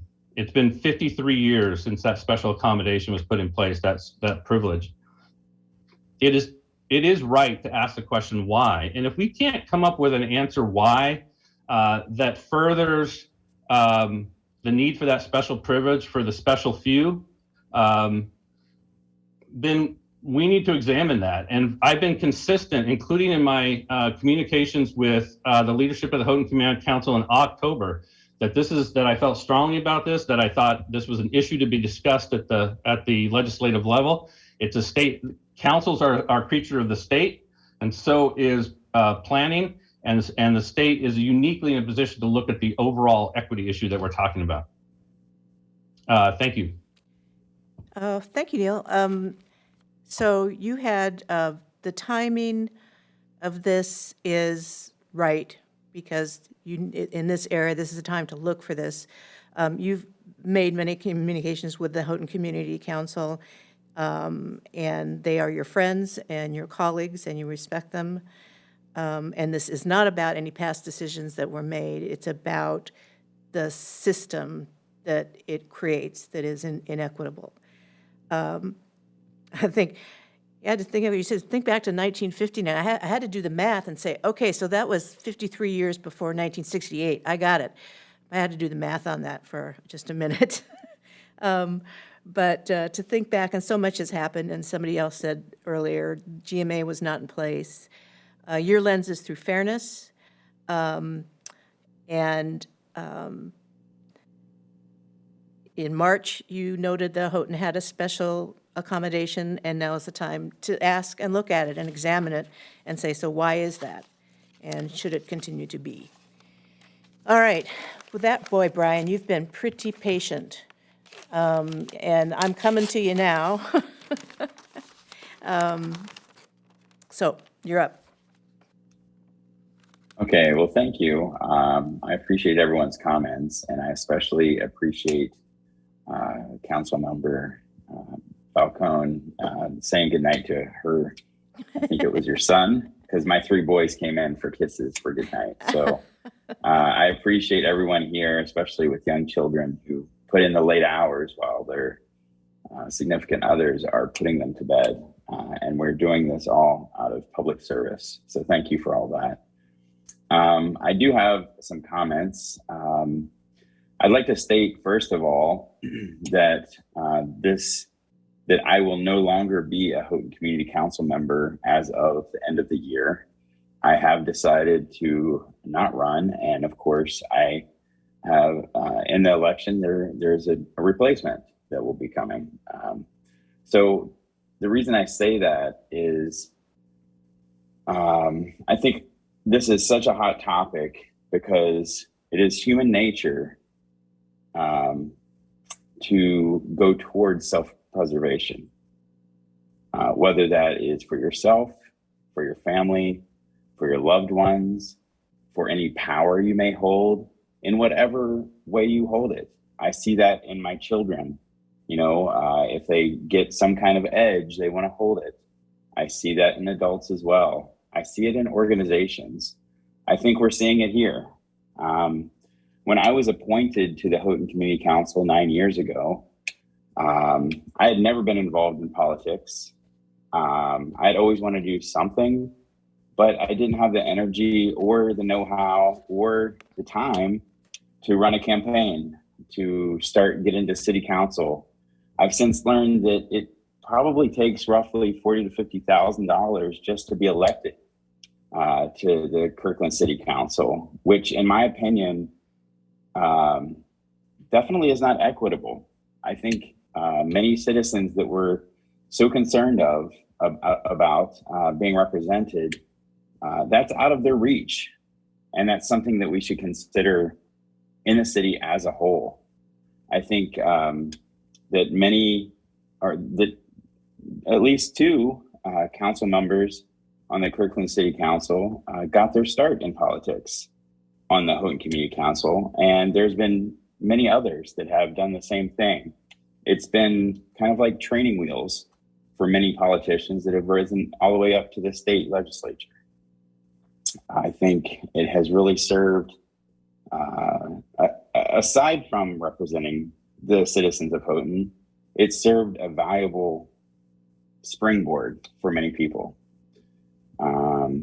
That being said, I can understand why some people outside of Houghton and even inside of Houghton feel like the community council should not exist. I can see their perspective, but I can also see the perspective of keeping it, and how that, we've heard several people comment on the timing just seemed suspicious.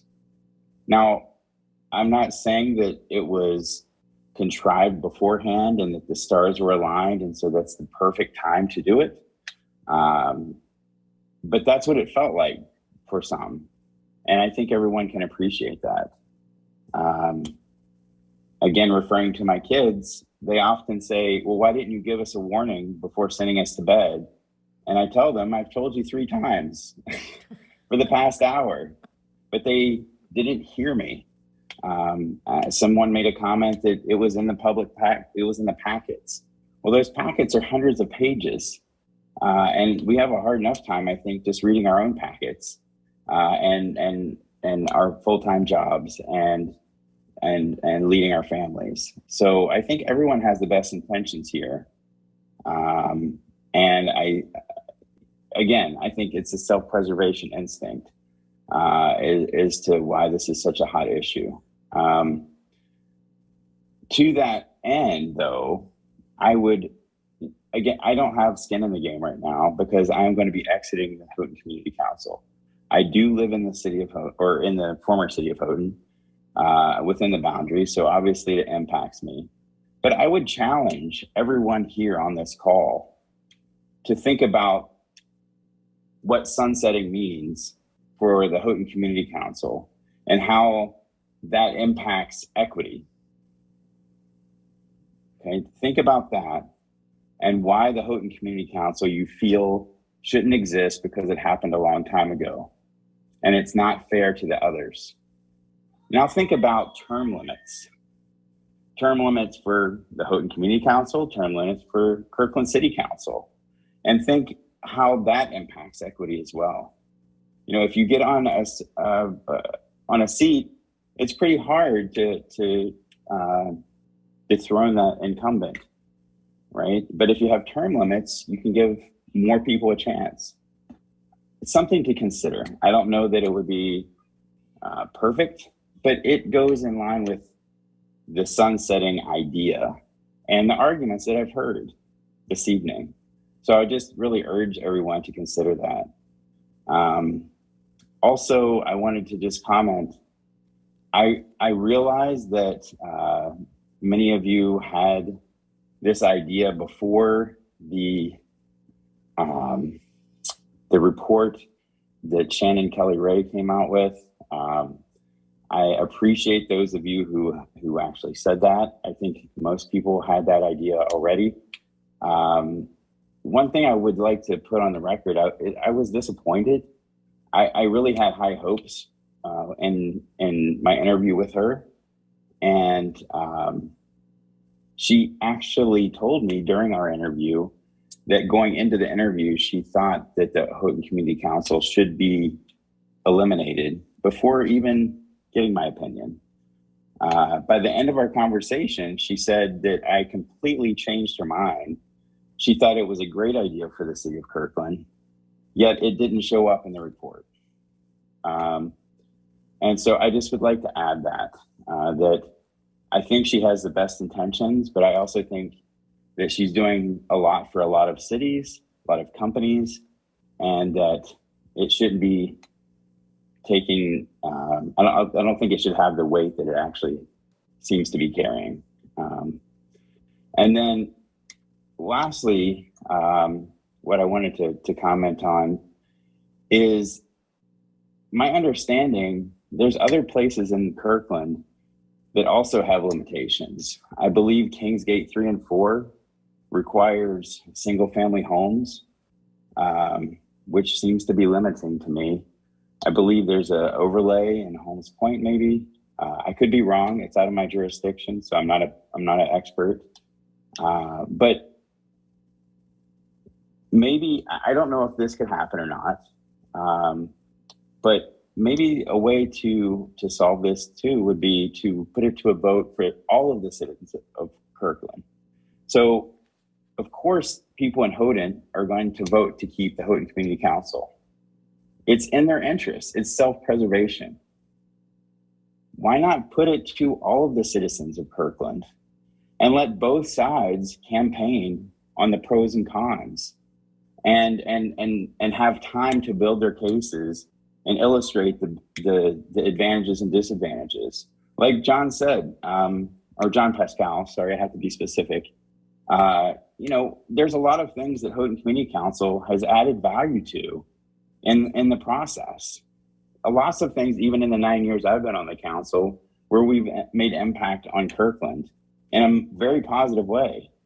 I can recall many, many times that Neil Black, when he was on the community council, it was almost 20 minutes, almost every session, of him finding things that, well, did you mean to say it this way or that way?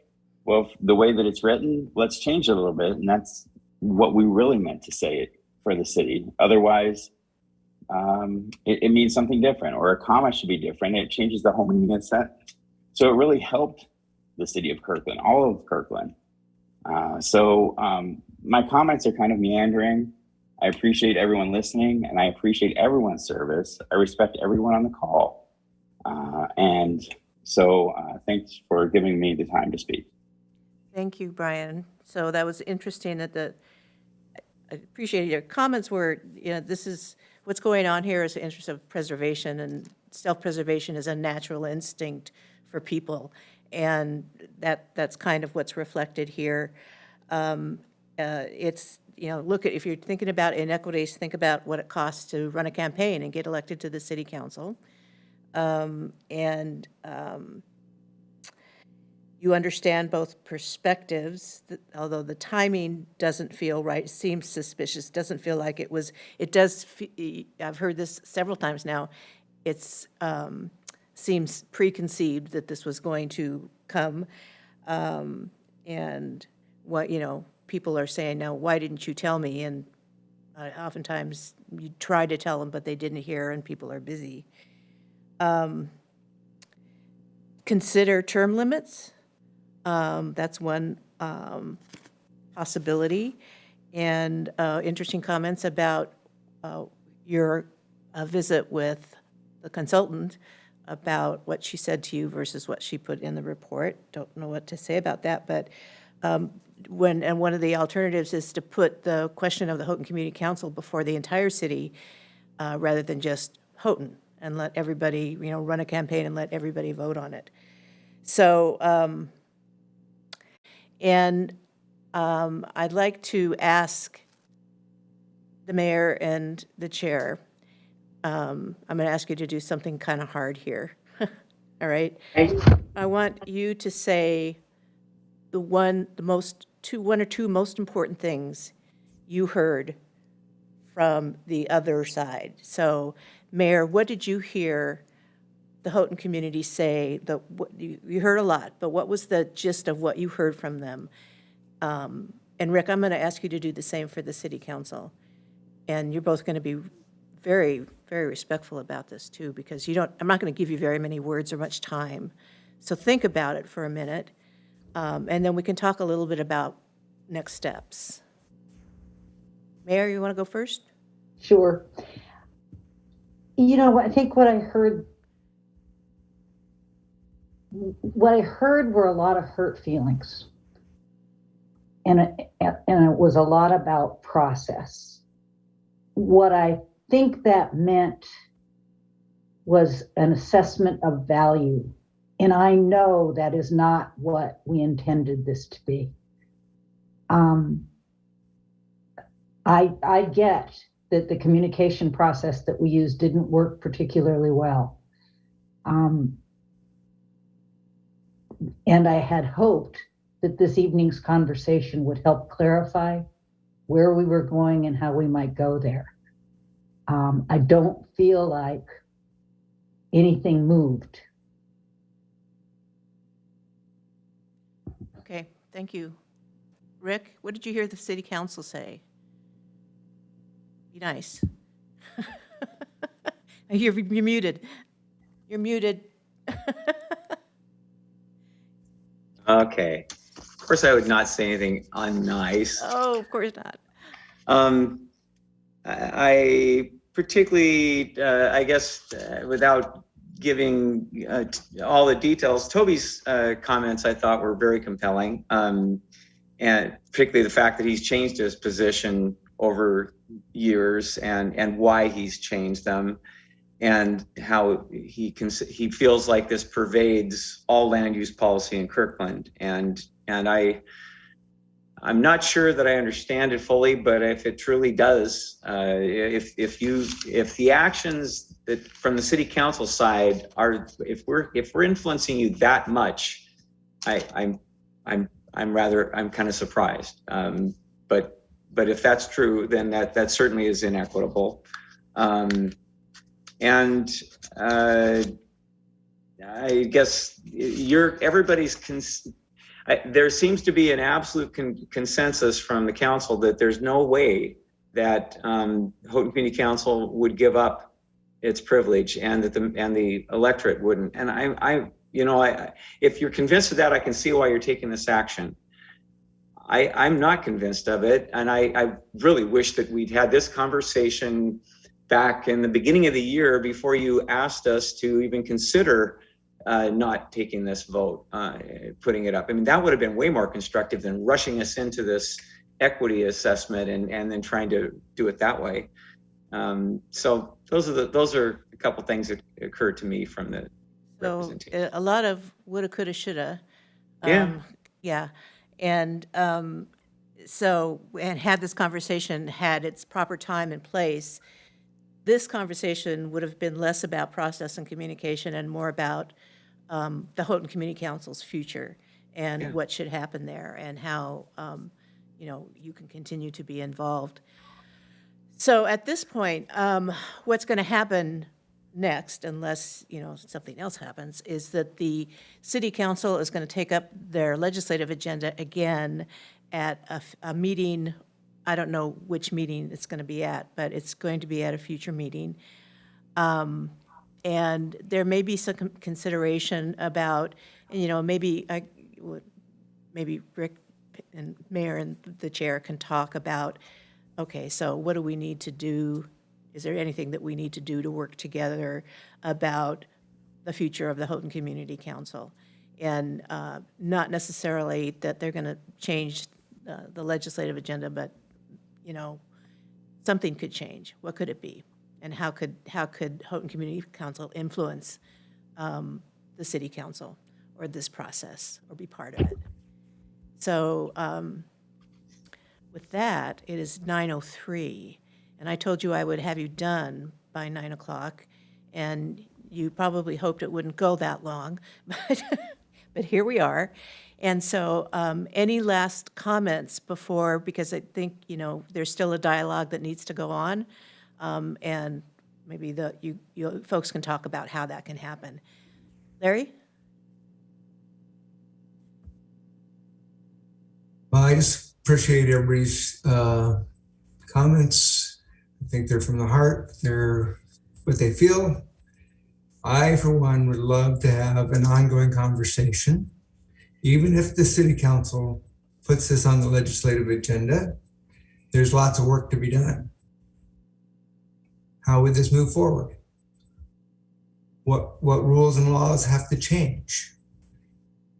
Are we going to look at district voting? Are we going to look at term limits? What other types of things can we do to engage more of the people that are maybe outside of the process, so the voices are heard? I've been participating a lot in the Northeast 85th Street stationary plan, and I can tell you those people have felt like their plans that were just adopted a couple of years ago, the rug was pulled out from underneath them. That's the process I'm most concerned about in the whole in this dialogue, is that the neighborhoods and the existing people here are also welcomed, not just the future people coming in. I really do believe that existing people who have made this city what it is through our taxes, through our participation, through our volunteer work, through other types of stuff, is what makes Kirkland Kirkland. We can be welcoming to new people, but we also have to be welcoming to the people that still are here. So thank you all. Okay, so yay to everyone who makes Kirkland what it is, and you'd like to have an ongoing dialogue with the city council about the Houghton Community Council's future, what needs to be changed. You want to have. Well, whether it's me or just that there's a public process that goes through. This should not be done in a back room. Okay, so open and transparent. Did you want to say something, Mayor? I did, and I agree with Larry. If this happens in this session, and that's a big if, we still have to work together and want to work together as long as this structure exists.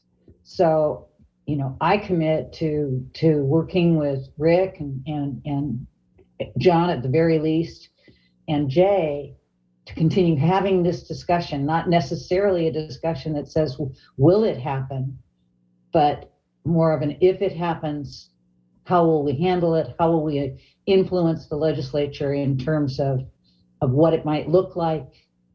But we still need to work together. So my understanding is that you're not proposing legislation in your legislative agenda. You're just looking for somebody in the legislature to take it up. And so there hasn't been I don't know that there's been anything written yet. So what the form of that legislation takes is something that, if it even gets introduced, is something that you might be able to talk about how and when. Well, and we need to continue to work together. Right. Because we've got projects in the pipeline. Okay. So the tree code. It ain't over till it's over.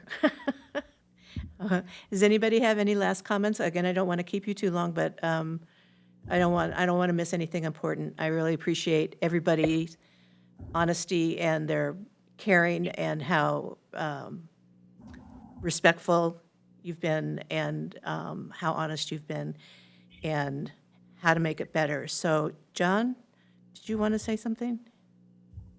Yeah, thank you, Marilyn Beard. I think my parting comment is we heard an awful lot about the pros and cons about should we or should we not have a neighborhood council. We've also heard a lot of comments about neighborhood planning and densification to meet growth management goals and objectives.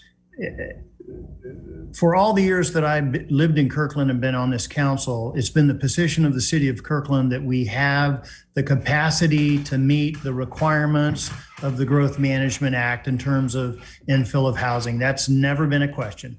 Kirkland has the capacity to meet its fiduciary responsibility to meet the goals of Growth Management Act. I think the real question is, and as a practicing architect, owning an architectural firm, participating in housing projects, we need to ask, with the densification of the existing neighborhoods that we all live in, do we want our neighborhoods to become so dense that they turn into Green Lake? I really think that's the question. And we can say this is about equity and adding lower income housing and that sort of thing in our neighborhood. Kirkland is a very expensive place to live. Some places more expensive than others. But I think to simply allow the state to make legislation at a local level, which is what the state wants to do, that's what they're pushing. We heard Neil Black talk about it, that the state wants state legislation and regional planning, not at the city level. And I think this might be the first eroding of local representation of all of the citizens in Kirkland. If you allow one thing to happen, that pretty soon the state is going to take over regional and local planning. And I think that would be a shame for all of us. Thank you. Okay. Neil, did you have something? Yeah, and I don't want, this is not the time or place for a policy debate around statewide planning. It's getting what's that? It's getting late. Yeah, you're right. Yeah, no, it's not. And so I'm happy to talk to John at any point about statewide planning on a regional level. And I did want to be clear, I was not talking about any new legislation regarding state. I never said anything about state dictated zoning of any kind. I'm talking about I was always talking about the statewide planning on a regional basis that we've had in place since 1990 that has worked so well in the state of Washington at protecting farms, fields, and forests, concentrating growth in our existing built environment, making transit more effective and efficient, all the numerous reasons. And I spoke about all those at the November 3rd meeting. So not wanting to get into that. What I originally raised my hand for before John's most recent comment was just to reiterate something I said at the November 3rd meeting, that if there's going to be a sunsetting, this was my main point on November 3rd, that I didn't want anyone to come into this meeting with expectations that were different. That I just didn't want anybody to have their expectations upset. And that's why I wanted to be clear where I stood. And I've really, you can go back and look at my communications with the Houghton Community Council and its members and its leadership all the way back to March and see that it's been very consistent. What I talked about was how we could do it with grace. The type of public process that Larry was speaking about, that's going to happen. If there is a bill introduced in the state legislature, that's going to happen at the state legislature. And everyone who's affected by the sunsetting of community councils in the East Bellevue Municipal Corporation jurisdiction and in the Houghton Municipal Corporation jurisdiction will have an opportunity to have that debate with their legislators and other legislators voting on those matters in committee and ultimately on the floor. So there will be that process. And I would just say that if there's a way that we can work together as two councils to come up with some ideas for how to do it gracefully, that's what I was mentioning at my November 3rd meeting. And it's something I still to this day would like to see. If there's a sunsetting, it would be great if there were a way to collaborate to make it a fair and graceful sunsetting. So that's where I wanted to leave with. Thank you. Okay, grace is always good. All right. I think that's it for now. I think we have to, Betsy. I just want to thank you, Marilyn. I think you've just done a great job facilitating this and listening to people and feeding back. And I think you've just been masterful of it. So thank you. Oh, thank you so much. It's been my pleasure and a privilege to work for you. Thank you so much. All right. So you want to adjourn the meeting, folks? You're muted, Petty. Sorry about that.